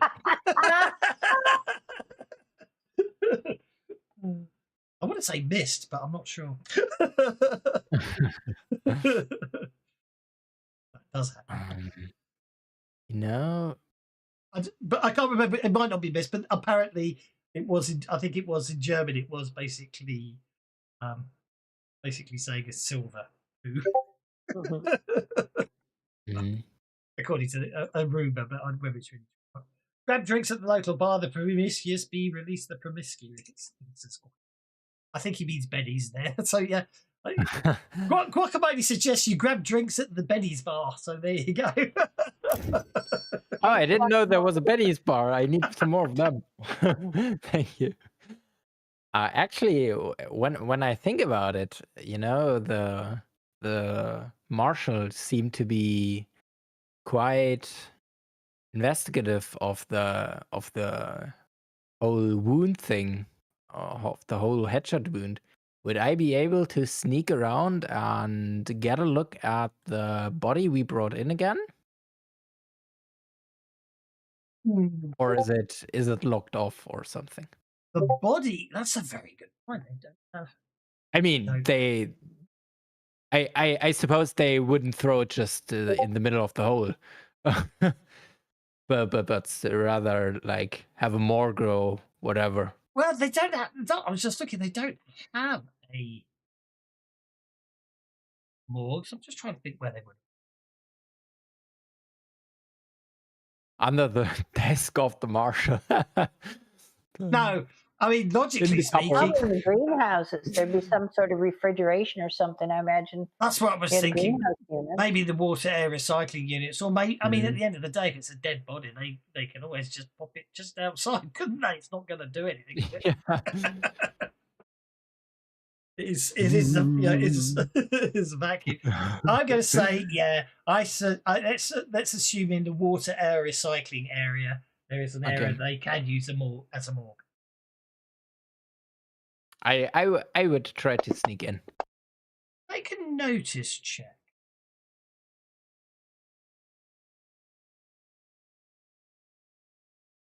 For me, notice check. Yeah, as you're walking down the boulevard towards the water air recycling. No, that's nothing to worry about. I wouldn't worry at all. Yep. You want to spend another penny?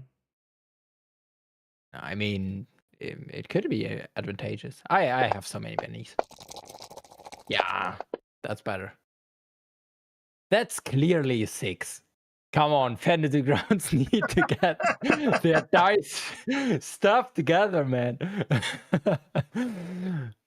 What's the point in having 3D animations when they screw you anyway? I'm not sure if it's still the case in Unity, but the original Fantasy Grounds Classic, the dice rolling really was on the physics of how you rolled the dice that decided the number. I mean, in other virtual tabletops, the dice value basically plops up as soon as you throw the dice, so it's pre-calculated, and the animation is just eye candy. But it must have a reason why you need for physics engine in Fantasy Grounds dice. That when you roll them, they are physical models. Yeah, I thought so, because why else wait for the they are. It really physically does it. But what you can't do, I've just tested it. In the old days, you could literally pick a dice up and drop it and try and get the number you want. Now that's just cancelled the roll now. Now they just froze it across the board. Yeah. And the other thing, the thing I miss the most is you could spin a D20 in the old days. So you could literally spin a D20, and it took, depending how hard you spun it, it could take up to a minute to stop spinning.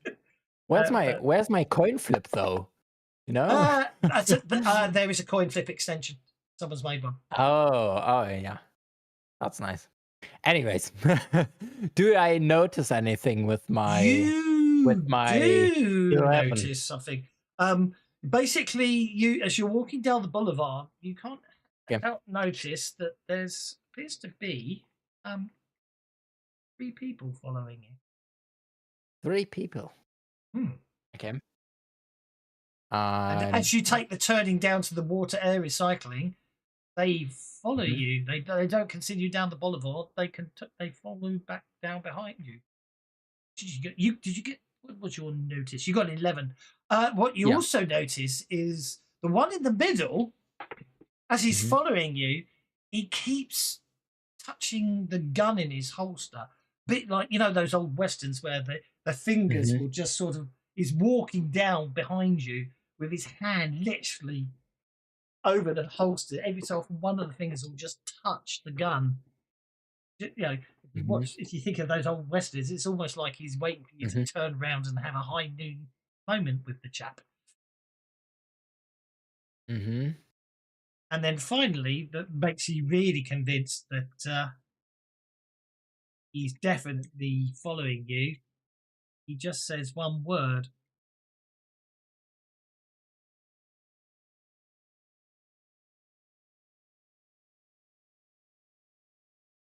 Just whispered to you.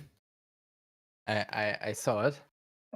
I suppose I would either turn around in shock or I mean I would have to turn around and be shocked. Okie Story wise.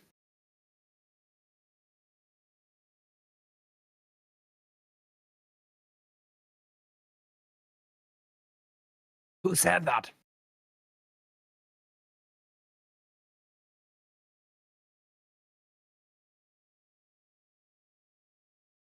Name's Winters. Ted Winters. Time for your reckoning.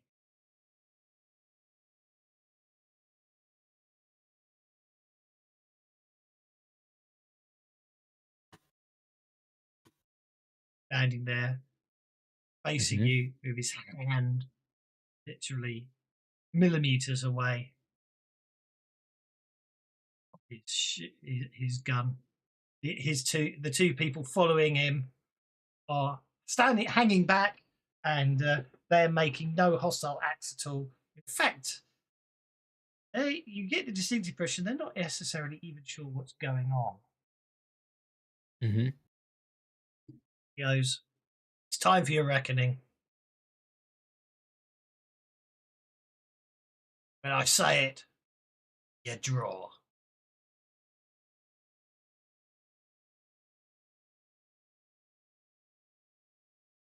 You say thing is, Chew that spaghetti the thing is, did he move in my like vicinity? He's standing at the other end. He's standing at the other end of the corridor. He's right. Yeah, he's standing at the other end of the corridor to you right now. He's about 36 feet away from you. He's 6 feet away from 36. me. 36. Okay, 36. 6 inches, 36 feet. Yeah. That's 36 feet. Yeah. So not to reach. No, it's literally. I mean, high noon. The first strike edge could have come in handy, to be honest. That would have been a clutch move. If he came close and I just whooped him over the head with whatever I have in my hand. Again. So. Break out. Dueling time. He's calling you out for a duel. Okay. I mean, I turned around. Exactly. Page 47. No, it's basically. I could have tried to F off, but I'm sure I'm better than him. Exactly. So here we go. Before this, okay, give each Judas a whole card. Obviously, I can't not see the cards we get, but I'll be fair, I promise. So I deal you a card, and I deal him a card. I could deal him a card. It's unfortunately because of the way the combat tracker works. So if I hide him, though, you won't be able to see his card, will you? No, I don't see it. Let's give out some dueling Betty, says Tavis. That's a very good. So it's a bit unfair that I can see your cards, but that doesn't matter. So before the start, each player give each Judas a whole card face down. Don't let your rival see it. Some edges they add to the whole card. Of course, you won't get this because we're not using that. But on the first and second round, the bloodthirsty participants and any bystanders who may want to get involved are dealt an action card as usual. He's made it clear it's just the two of you, but that doesn't mean anything else. Okay. You can perform most actions with few exceptions noted below. You basically you don't make. You could do so. You can make a test. You can. Okay. So you could actually so test distracted and vulnerable conditions incurred during the duel remain until the end of the third round. A raise on the test doesn't shake a duelist. However, instead, the attacker can either draw a new whole card for himself or force the foe to randomly discard and ignore one of his cards. This is his last card. If everyone finishes with at least one, the bystanders can support. So obviously on the first and second round you get dealt cards. So basically you're trying to make the best poker hand you can. For all intents and purposes. But we're not going to have any support. Other than that, all the usual combat options available except aiming, since the weapons have not been drawn yet. The marksman is legal, however. At the moment. I don't have marksman now. Okay. And, so that begins. We'll start the first round. We'll deal you a card. And we'll deal him a card for the first round. What do you want to do? Basically, you really want to give it. You want to make him. You really want to test him in these couple of rounds to make him distracted and vulnerable. Basically, don't you? Yeah. Can I? Yeah. I would love to test him with persuasion. Of course you can. You can say something. Yeah. There's nothing to stop you saying something. Yeah. I mean, I'm very performative, but in this instance, I want to persuade him to, get the heck out of here. Okay. Go for it. I don't make that target, right? You just. I've already done the targeting for you, so just make the persuasion. Okay. Are you happy with an 8? I have a free reroll when I'm using persuasion, so I'm. Oh, you might as well roll it. Yeah, go for it. Yeah, I mean, why take the 8 and not use it? So I'm gonna take the 8, obviously. Okay, you're gonna take the 8. Let's roll his spirit and see what happens. He gets a 5. Do you want to make him distracted or vulnerable? Bearing in mind he's going to test you next. I'm gonna make him distracted, obviously, when I persuade him to. Yeah, when I'm persuading him to leave, I'm going to distract him. Okay, he's gonna think about it. He just stares at you in a very intimidating manner. He gets 2. Spirit, right? I'm gonna spend one of his pennies. Oh yeah. To see if I can beat the 2. No, he doesn't do anything. So on the first round, he fails. The start of the second round, I shall deal a card to you. And I shall deal a card to him. Oh, hang on. You got a raise. You can make him discard one of his 2 cards. You want him to discard the first card he got or the second card he got? I'm gonna. I mean, it doesn't really matter. I don't know what cards he got. But I think the first one. The other option you've got is you can choose to have an extra card for yourself, or just play. It's up to you which way you want to go. And what is my aim here? I'm trying to make a poker hand or what? You're trying to make a poker hand. Let's face it. Looking at your cards at the moment, you're like going on a five card poker hand. Yeah. Yeah, well, it's as many cards. Yeah, you could. Yeah, you'll be the best of 5, but because neither of you got skills to give you extra whole cards, theoretically, the best you're going to get, unless you get races, is 3 cards total. You know what I mean? Yeah. Okay. So, okay. Yeah. So obviously not that. Obviously, I can see your hand at the moment, and so at the moment you're looking at you're looking at a 1 high card, aren't you? Yeah. 1 high card at the moment. At the moment, so there is an argument for probably saying take another card for yourself. I think that's the most sensible thing to do. Yeah, because I mean, ace high is pretty. Oh, Joker. Wild card. That is a wild card. You've got a pair. Yeah, perfect. I want that in my poker place.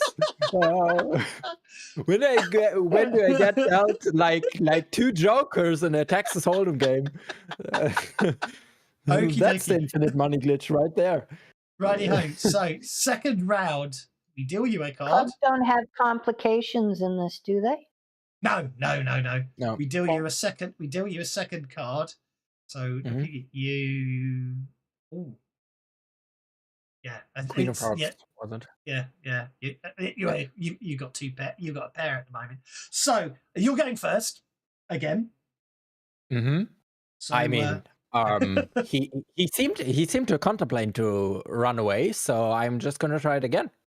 Go for it. Yeah, go for it. If I don't get a penalty for repeatedly trying that. No. This is literally about doing whatever you can to put him off his guard. You're trying to make him distracted and vulnerable, basically. I mean, wow. I think that does the trick.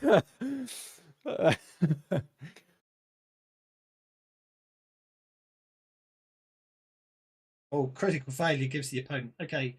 However, a raise on the test doesn't. However, instead the attacker can either draw a new whole card. Okay, so I think you're happy with a 20, aren't you? Yeah, I'm very happy with the 20. I mean, an argument could be made that he's not attracted to me or like my species or whatever, so I lose the +1 attractive bonus. But still, I don't think that makes the cut. Okay, so he's distracted and vulnerable. Do you want another card, or do you want to take one of his cards away? At this point, let me see. So I have a pair at least. I mean, 2 pairs is always a possibility. I don't think he beats a pair right now. So I think I'm gonna draw another card. You want to draw another card? Okie dokie. Let's draw you another card. That's yeah. 2 pairs. 2 pairs. Yeah. Full out is always possible, but all he could do is stare you down, and he gets a 5 this time. So you 5, do get to roll. I have spirit. Oh, you're fine. He doesn't intimidate me. Okay, so I'm overconfident, but I have the skills to back it up. Okay, your final card leaves you on 2 pair. He gets his final card. Okay, right. So the third round. At the start of the third round, you don't do action cards that do normally. Instead, both characters simultaneously. Okay, so we ignore your 2. You simultaneously reveal the whole card of their choice, usually the highest. That's their action card for this round, and determines who goes first. Well, obviously, you'll use your Joker as your action card. Yeah. He will basically choose his best card he's got, which is the King of Hearts. Mm-hmm. So, duels are voluntary frontier. Okay, duels are voluntary for frontier customs. Generally considered firing first isn't generally considered murder. If the duelist doesn't want to shoot first, isn't generally considered murder. Duelist doesn't want to shoot first though. He can let the other draw and try to interrupt him before he fires. Then you can claim self-defense. The other guy drew first. Okay. So you have the Joker. And of course, you've got a joker, which means you automatically succeeded into interrupting someone. So, do you want to let him draw first? Yeah, I want to let him draw first, see if he finally gets the message and just f's off. So he goes to draw his gun, and you've got no doubt in his mind by looking at his eyes, he's planning to gun you down. So you want to interrupt? Yeah, not happening, mate. So actually, I draw my yeah. Actually, I forgot. These days, it's not actually poker hands; it's the best card you can get. So the older, sorry, that's my mistake. Older editions, it was poker hands. The latest edition, it's about getting the best card you can get. But you've got the Joker, so you're laughing. Yeah, all good. I remembered something about like combining cards, so that didn't seem like a long shot. But so yeah, if it's just the best card, you interrupt. So now you basically make your shooting roll. I mean, I only have a flechette gun. That's okay. Which is, you haven't seen how lethal duels are yet. I mean, the thing is, is it normal?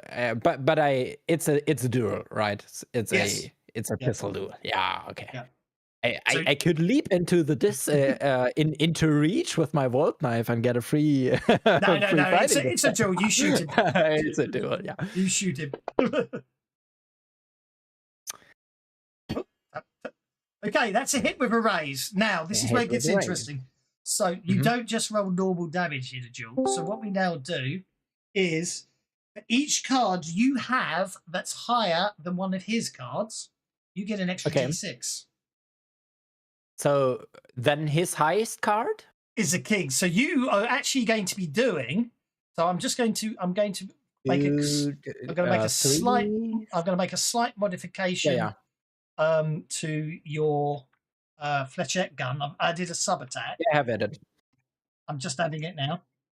So I see you messing around on my character sheet. So okay, you're actually going to be doing 2d4 plus 2d6 damage, and then you're getting the plus d6 because you just hit with a raise.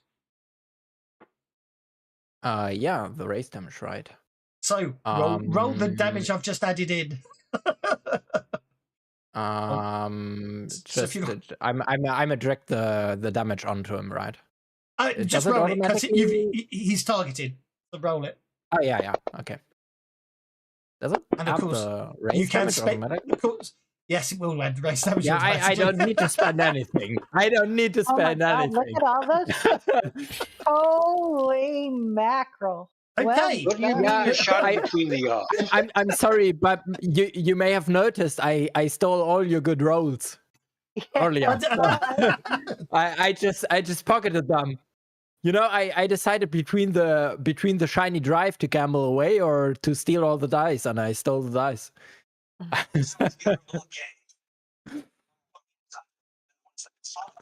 I want to see him soak that. The Grim Reaper loves a good draw and rewards the winner by making it look less likely his opponent. No one in a duel can soak wounds. Oh. I'm going. Oh, that's unfortunate. That's unfortunate. I bet he has an OP gun or whatever, but it doesn't seem like he gets to. I need to mute Halvo because we can hear him in the background. Yeah, so basically, he doesn't get to soak the damage you've just done. Yeah, which is unfortunate because I don't think anyone has more than 3 wounds. Oh no, indeed not. Well, you can if you're hard as nails. Yeah, you can, but 4 wounds is like. Shot him right between the eyes. Well, you get to describe it. That's your right at winning a duel. I'm going to have to mute him. He's still talking. How'd you kill him? Tell us how it happens. Yeah. So basically, of course, I actually waited. Waited a second for him to act. You know, haters would say that I peed my pants a little. But when I saw him actually draw the gun, I just grabbed my flechette gun and while pulling it up, I just held the trigger and just like sliced them in two through the middle. Seems reasonably and acceptable to me. Okie dokie. He drops the two other chaps that are with him.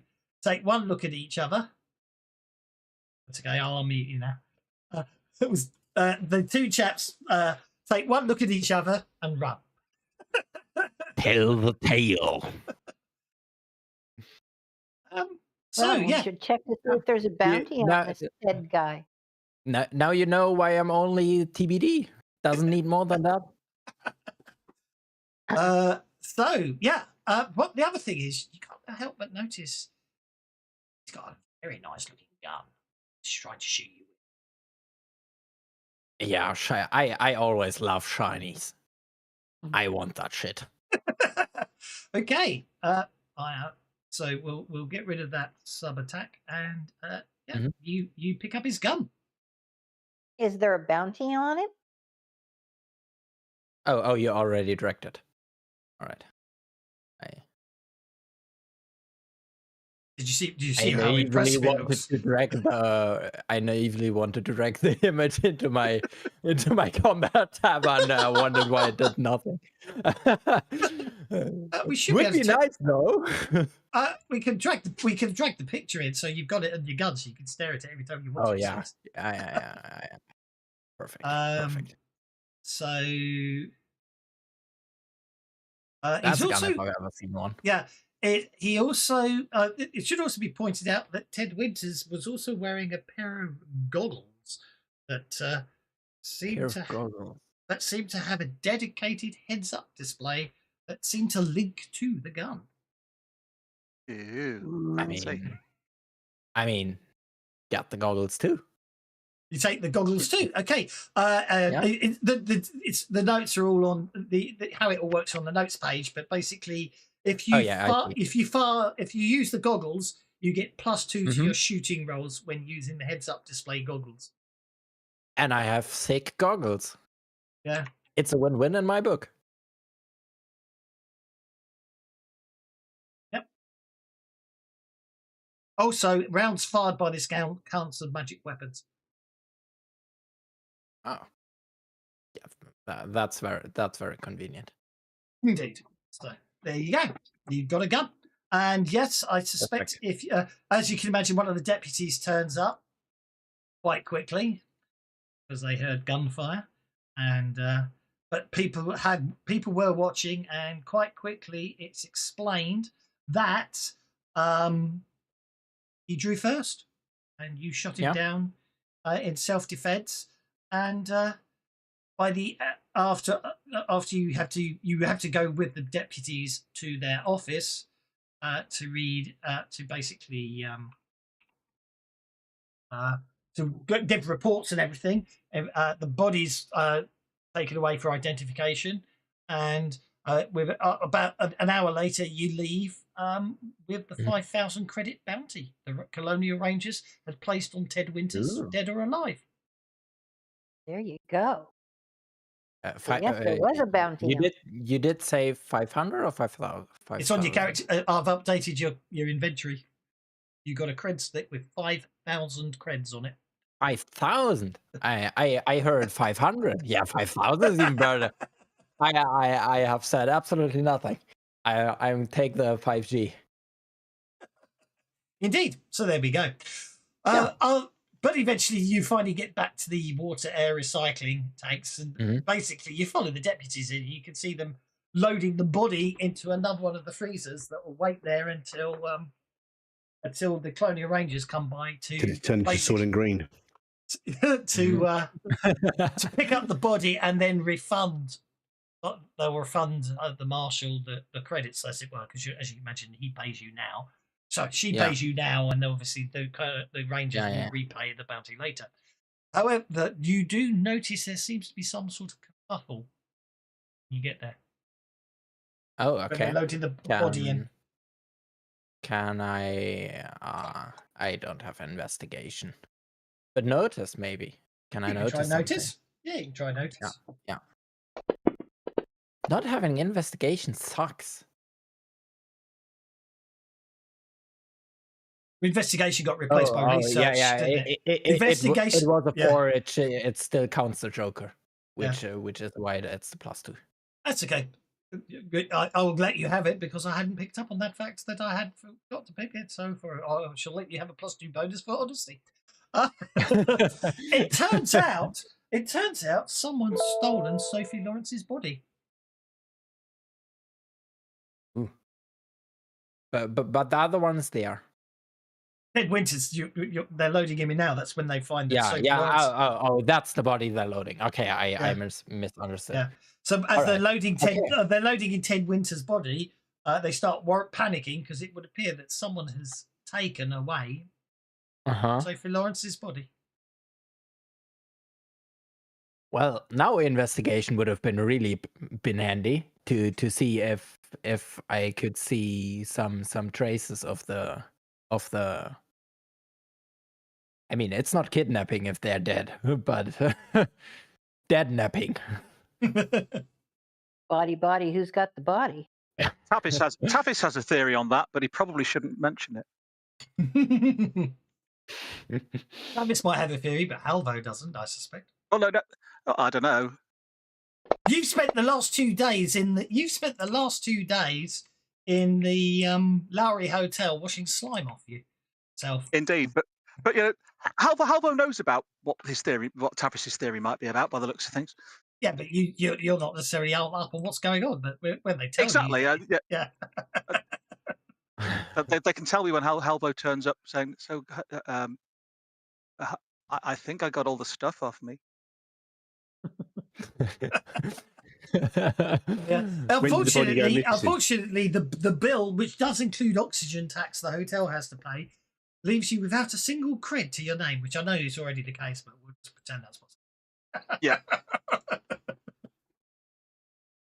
Well, that was expensive. I mean, I would charge exorbitant cleaning charges too, with that goopy stuff. Indeed. So can I see some traces of a break-in? Well, I mean, it is just a bunch of freezers. It's just gone. The body's just gone. All right. Yeah. Okay. Perfect. Not really. This whole area's traipses through all the time. You know, it appears that someone. I'm just asking. I have a no. That was an answer to Himini saying where can he? He was trying to track it. Because I have my suspicions. Indeed, but, I mean, I wouldn't worry too much. It's Mm-hmm. I take it Halvo is aware that we brought a body back. Yes. From space. Yes, you picked up. Okay. You picked up. I don't know how much you were able to follow from where you were. It was a bit awkward on the bus. Everything went in and out, but I got that we brought a body back, and you found a body in space, not in a spacesuit. Yes, that had been indeed. Shot multiple times. Floating boat. Yeah. Mm-hmm. And you just handed it over to the authorities. Yeah. We turned it into the authorities, and it turned out that it was a pirate captain, Sophie Lawrence. Yeah, it used to be called Ruth, according to Himini. Yeah, according to Himini. How much do you folks know about? Sorry. Hang on. How much do you folks know about Manitou?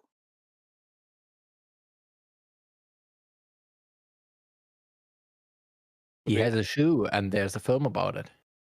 Spirits, ghosts. Spirits. I found a spirit. We've got a spirit hunting the Reckless. There's a Manitou on the ship. Well, it's a spirit. Her name's Maria, the ghost. Her name's Maria. She was the previous engineer on the Reckless, but one. Like How she do I wasn't solve the a last problem one. like She was the one Maria? before the last. Her name's Maria. I've seen her. I think technically her full name's Dark Maria.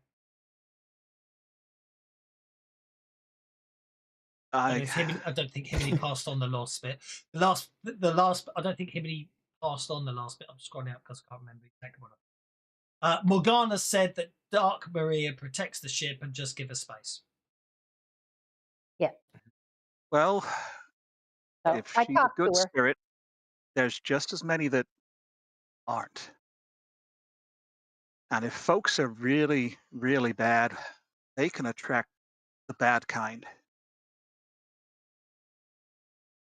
It's entirely possible nobody took that body, but it may have taken itself.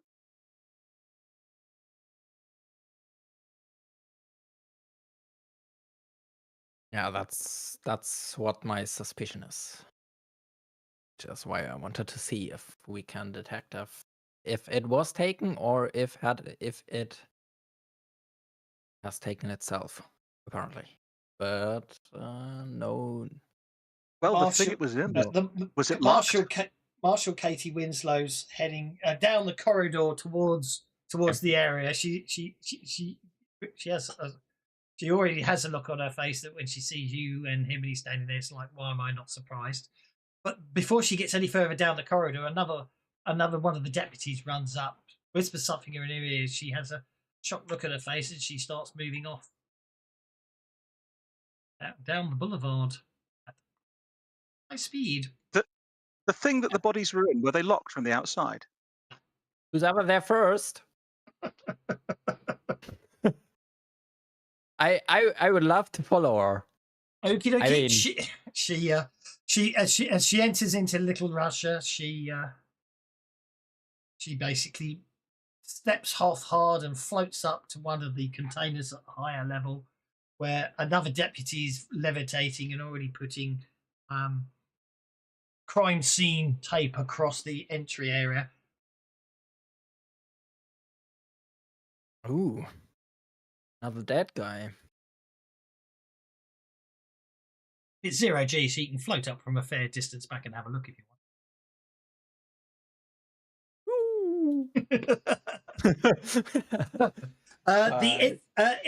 The inside of the container's not a good. It seems to be redecorated in mostly red. Visceral red? Yeah, mostly red. There's 4 bodies in there. Do they all happen appear to be all very have very badly tortured, and they all appear to have a hole in the yeah. middle of their forehead. Mm-hmm. Well, I notice a pattern if I see one. That's some personal vengeance stuff, I suppose, or some serial murder. I mean, only crazy people do the same stuff to the victims.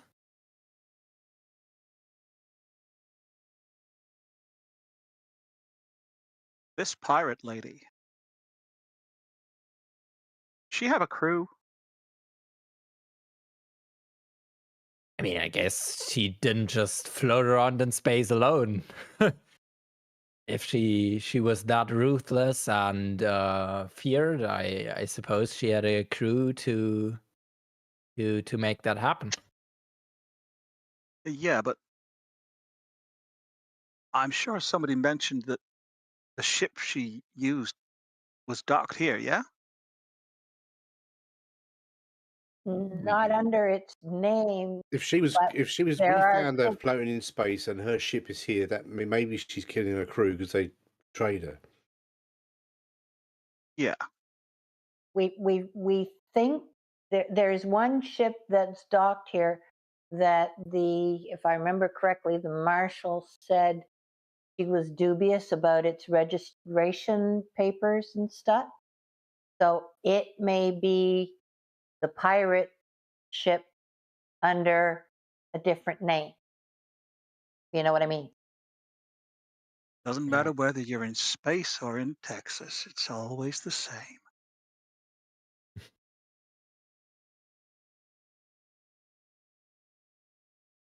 So they kept Could be that it's false. They're under false papers. But Well, if that's the I crew that put her out the airlock and she really is hosting a Manitou, you might be right, big fella. She's getting revenge, and that bullet through the head means none of them are coming back. That's the trick. You put one in the brain pan, they never come back.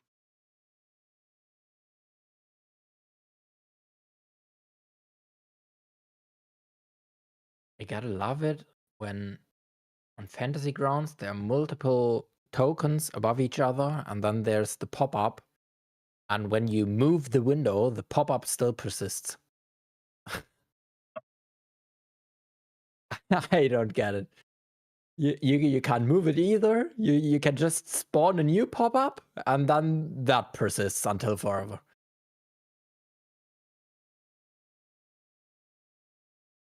Okay, I see Katie. I don't see the rest. Okay, we're all on board our ship. Okay. You're all on board your ship. You're Mhm. happily back on board your ship discussing this as you're climbing back in. And then you realise that you've been followed back to your ship. Oh, that's not good. They appear. Pirate. He goes, "Here they are, lads. There he is." They point at Himini. "There's the one who's been killing our crewmates. Oh, look, he's got some friends. Let's just kill them all and take their ship. Oh, oh, oh." What are you talking about? I ain't killed your crewmates, you muppet. Well, Himini, you get to go first. Other people may want to see if they can get better cards. Although, yeah, you've got to try. It depends if you feel you can beat the Queen of Hearts. Yeah, not really. I tell you what, I'm inclined to feel a bit nice. And what I will ungroup 4 of them. Like so. I mean, three are kind of behind. And then I will group them into their own little group down here. And deal them a joker. And deal them a joker. And deal them a 2 of diamonds. So, Himini, what do you want to do? You're up first, sir. Bearing in mind, for the record, bearing in mind, if you clamber up to the higher level, so you're up here, they're still down here, and they're still down here. You do have height advantage on popping them if you wish to. Quick question. Yes. We have a comlink, right? Yes. Yes. Because when the comlink is active, my gun allows me the one I heroically acquired from the last dude, allows me to draw an additional action card on the first round of any combat. Oh, on the first round. Well, you always remind me that. Yes, always remind me that. Yeah. I will I just read that. It's not like I was like throwing around some trivia. Okay. You have locked tokens. Yeah, but I shall lock tokens. There we go. No, that's the point. Just remind. All I'm saying is I'm never going to remember that. So just remind me. All good. Oh God, Himini's. Oh my God. Listen, I haven't killed their friends, but I mean, I don't like people coming on my ship and getting leery. Okay.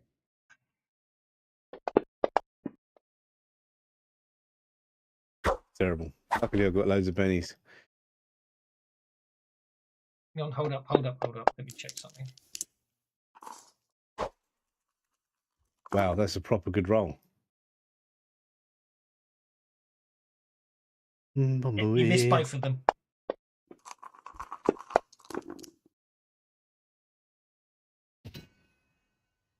You hit them both. I missed both of them. You basically, if you're sweeping, you can only hit targets in the range of your reach, and your reach weapon is 1. Once you move there, this one are out of range, so you can only hit those 2. Then what about the 2 behind me? They're out of reach of your jackdaw. They're at range 2 if you look at your combat. If you look at your token. So you Okay, only well, I get was 2 trying of to them. move to where I'm in. Move me so I'm in one range of. You can't be. That's the point. Do you see what I mean? They're either 1 or 2. So you can only hit 2 of the 5 at any one time. That's the point I'm trying to make. So you can sweep those 2, though. What's stopping you sweeping those 2?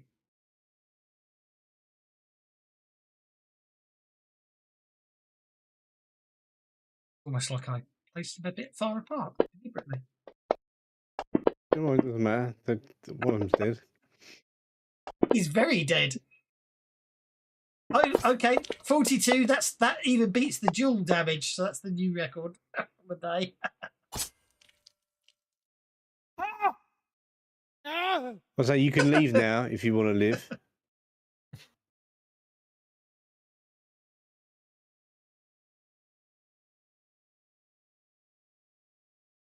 Sorry.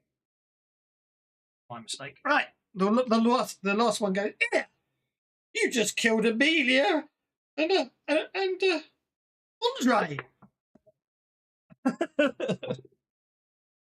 And Yep, you can leave now if you like. he basically drops Ain't his gonna work flechette. well for you lot. He drops his flechette pistol and comes at you with a knife, screaming as he comes.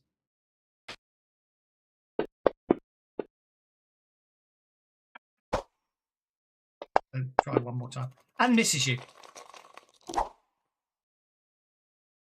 The marshal isn't here, so let's delete the marshal from the combat tracker. That bounty dude is next. Okay, so I don't like the guys looking at me. That weird. I mean, I killed that dude with like a metric ton of wounds, so I'm just gonna charge into range. Oh, yeah, exactly. And then I get a free fighting attack with my Volt Knife, and I choose to trigger a charge. In that case, in any case, I just read it. Where Free have attack. I put it? Yeah. First I attack. A normal fighting attack with the Volt Knife. With a raise. Are you taking a free attack because you've got first strike? Yeah. That only How works first when they strike's move. worse. That's what works when they move into you, not the other way around. After he moves into reach, who's he? Is the foe he or Yeah, am I? the foe is Foe's he, not you. Yeah, doesn't matter. Then I just attack with the Volt Knife. I don't care. No, I was just confused there. That's fine. I don't have a problem. Yeah. Oh, good. I mean, you have to take the opportunities where they fall. Yeah, nearly got away with it. Yeah, in any case, the Volt Knife, I charged it. Do the berries just automatically like persist until you crit fail, or is there's no charge, right? I didn't see anything mentioned about like keeping track of charges. Small battery, and there probably is something on it, but I won't worry about it today. But I'll yeah, look it up later. Yeah. I looked through the player guide right now, but under power and berries, it just says it's assumed that under normal circumstances, the player recharges their berries between encounters during downtime, whatever. Yeah. Crit fail causes the mishap and indicates the berry has died. There you go then. Yep. Yeah. Okay. Okay, in any case, I want to use the Volt Knife, and in that case, apart from the damage, even if it's a touch attack, the recipient of the Volt Knife, touchy stuff, has to make a vigor roll, I think. Or get stunned. Yeah, vigor roll or stunned, yeah. After any regular damage, so regular damage first, and then I'm gonna when I get that. So what we need to do is change it from an attack to a check. Vigor semicolon raise -2, don't we? And then the effect is stunned. I think is the but the attack still happens. Oh yeah, no, it still does damage as well. It's just a quirk. It's a quirk of how you. It's something I've been playing around with. It's you just you just additionally put the check in. I understand. So what I'm going to do now is you've already hit with a raise, but I'm just going to roll the dice again on him. Yeah. Which I will then turn into a 12. And it didn't. But you used Eris now. I used Eris there. That's why it didn't work. Thank you. Try that again. Yeah. And So I think when I have time, I should make that a sub attack because I could choose to not charge the blade. Exactly. Yeah. So there we go. So you've hit with a raise, and it also makes it a check. So you can now roll the damage. You can now roll the damage, and then I'll do his bigger check afterwards. The lower damage, right? The raise damage. Yeah. It'll do it automatically anyway. We might as well roll this check and see what happens. Okay, so you shake him. Mm-hmm. But he's also stunned. And then I still have I only moved like 3. And I could then still retreat back here because and then if one of them moves into you, you then get your first strike.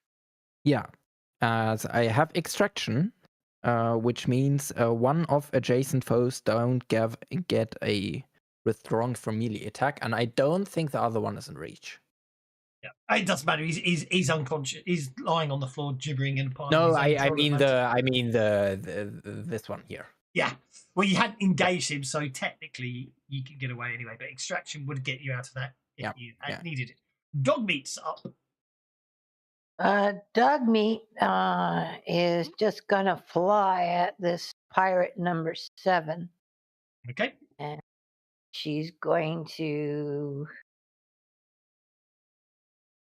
target pirate number 7.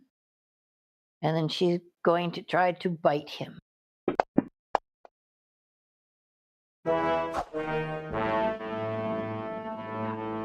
It's dog meat's turn. Oh no! What is up with your dice? I'm sorry, I didn't want to seal them all. Don't forget dumb luck. We do have dumb luck, so you can spend a penny to re-roll, but the bad luck still happens.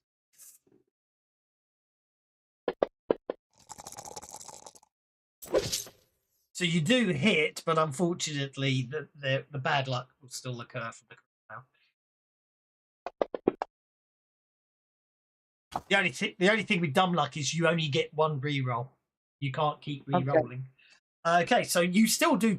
Basically, what happens is you get dog meat pounces on the. You've got dumb luck. Dog meat pounces on the pirate and gets a successful bite. Because I got rid of the spending conviction to get rid of crit fails, so I'd said I'd give you dumb luck instead. So yeah, dog meat jumps on the pirate and bites. Unfortunately, he seems to have some sort of weird electrical charge in his suit. So now dog meat's literally sort of biting into this. The guy's shaking because he's being electrocuted. Unfortunately, dog meat's shaken as well and can't let go, leaving dog meat vulnerable.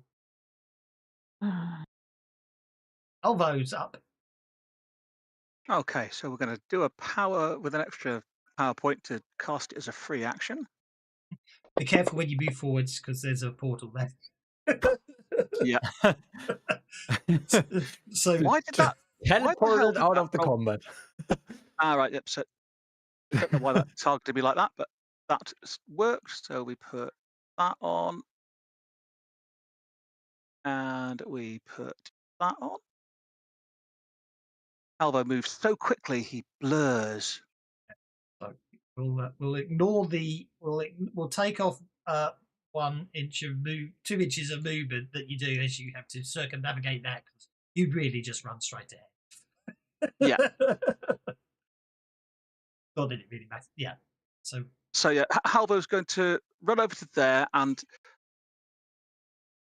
drawing his sword from his side, slams the hilt into the stomach of that already shaken pirate, doing non-lethal damage. Oh, the already shaken one as opposed to the yeah. Go for it. Yeah, not bothering with the stunned one. That's a hit.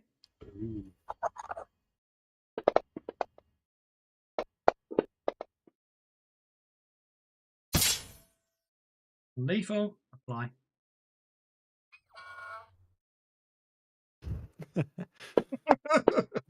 I love that sound effect.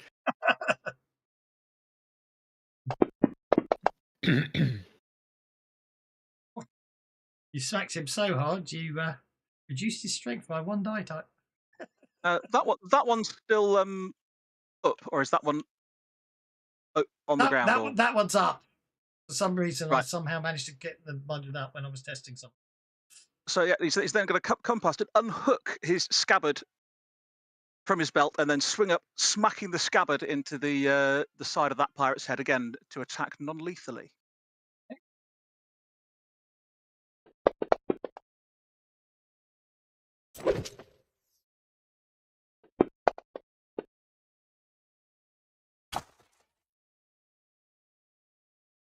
That'll do. Okay. He's shaken.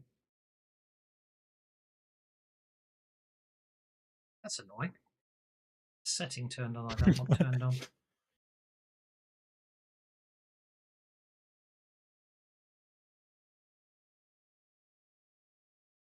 Did. Right. I'm gonna regret saying this, but maybe you shouldn't have split up your pirates. That's okay. Never split the pirate.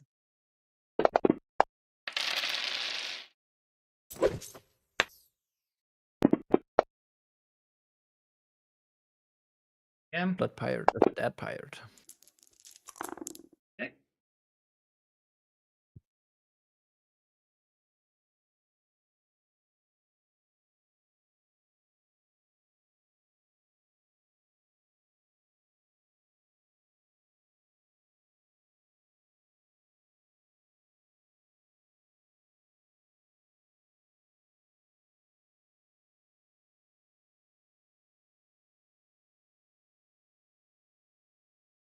Heal mood. Roll that many times, but okay. Okay. But where's Sophie? You don't know. You don't know Sophie's doing it. You just hear a Okay. gunshot. You hear a gunshot, and that pirate that Halvo had just knocked out, head shoots backwards. He's got a bullet hole in the middle of his forehead. Do we hear where the shot comes from? Outside the ship. Yeah, like almost about there, I imagine. You could possibly. Well, Micah will pull out her flechette gun. Do you always see hidden guys on the chat window, or do you have it public or something? Because I don't think I've ever seen that. I saw her earlier, and then he hit her afterwards. I didn't realize she was visible, so I hid her. I didn't realize I'd hid her. Right. Yeah, okay. I was just wondering if I'm hallucinating. And she's targeted pirate number 6, and will shoot them with her flechette. That's a hit with a race.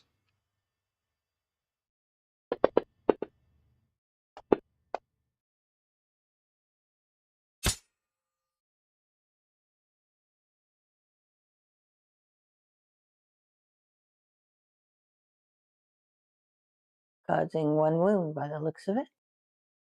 Okie. Right, 2d4 and a d6 plus 1. That's okay. Might have got Oh, rid of it. wait a minute. That there should be is the d6 for the raise? That was the d6, yeah, for the raise. Yeah, okay. Hey, you shoot them in the arm and they go down incapacitated. At that point, use that isn't one of the abilities I've obviously removed, but because of that purely narrative stuff here, I'm going to do anyway. So an NPC you can't see spends a penny to have another action. It's a bullet between that pirate's eyes.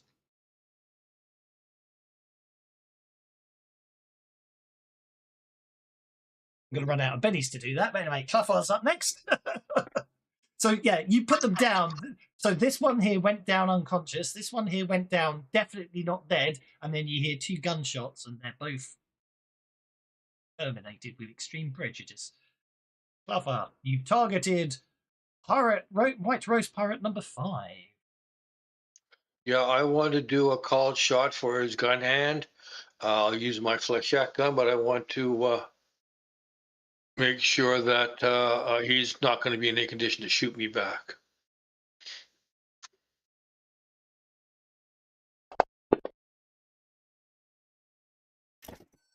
And I'll Benny that to at least try to hit something.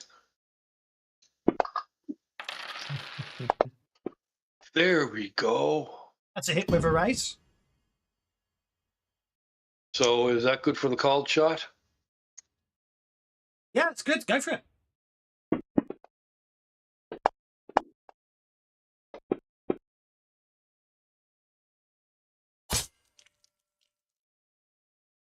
No! But it's not supposed to kill him. No, he's fine. He's not. He's going to. He shook it off. Yeah, he's basically. He's probably dropped his gun though. He hasn't shaken it off. He still goes down, but the point is, he makes his incapacitation roll, so he goes down alive. Point I'm making. And then White Rose Pirate remains stunned and can't perform any free actions, and that just leaves the incapacitated one, which is fine. He's not bleeding out. That's the whole point. Roll. Which means I'm actually going to spend another penny. Yeah, not that you know. So.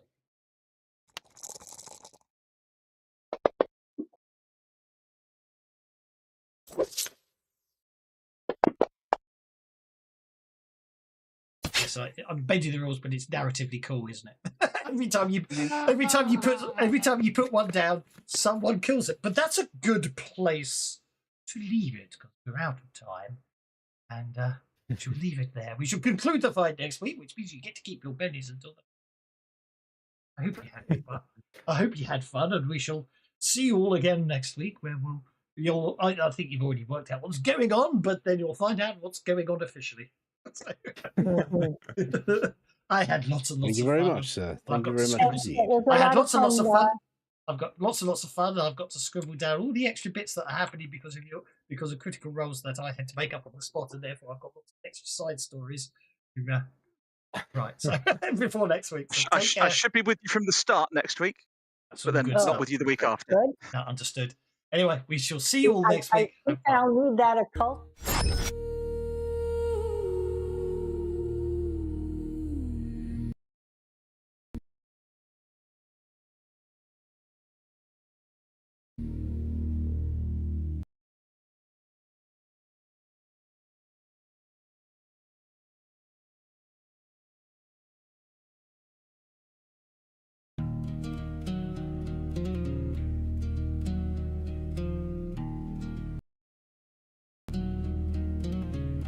Window skin you to the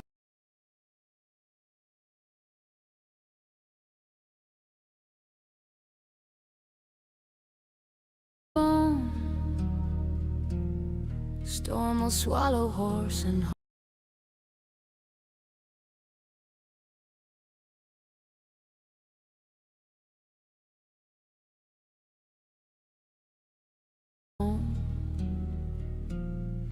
Banshee's plains ain't yours to own. You're walking on a borrowed throne. Anouk drums and canyon stone, tennis flashing bright and low. If you push where you don't belong, you won't be pushing long. Mind what hunts you in the night, mind what watches out of sight. Guns and grit might see you through, but some things see straight through you. Air runs thin and tempest thinner, every trade's a quiet sinner. Pirates circle like their kin, smile wide then cut you in. Stations creak and bulkheads groan, something knocks where there's no one. Dark between the rocks runs deep, and the dark don't sleep. Mind what stalks the vacuum wide, mind the hunger you can't hide. You can seal a breach and steal, but not what lies inside. EXFOR flags and polished boots, orders barked and hard recruits. Overkill, don't count the cost, just the ground that's gained or lost. Rangers ride with fewer men, hold the line and hold it again. Law's a fragile thing to keep when fear runs cheap. Mind the badge and mind the gun, some fight for peace, some just for one. Pick your side before you stand, or someone picks for you. Somewhere faces thin and pale whisper truths that curdle well. Some don't breathe and still they walk, some don't move but still they talk. For once rode and left their mark, left their shadows in the dark. You don't need to know their names, just don't play their games. Mind what hunts you, mind what waits, mind the cracks in heaven's gates. Hope's a spark the dark can't smother, long as you stand for one another. Check your seal, check your seal, check your steel. Check your friend is still your friend is still your friend. The stars are white, the wind is real, and not every trail has an end.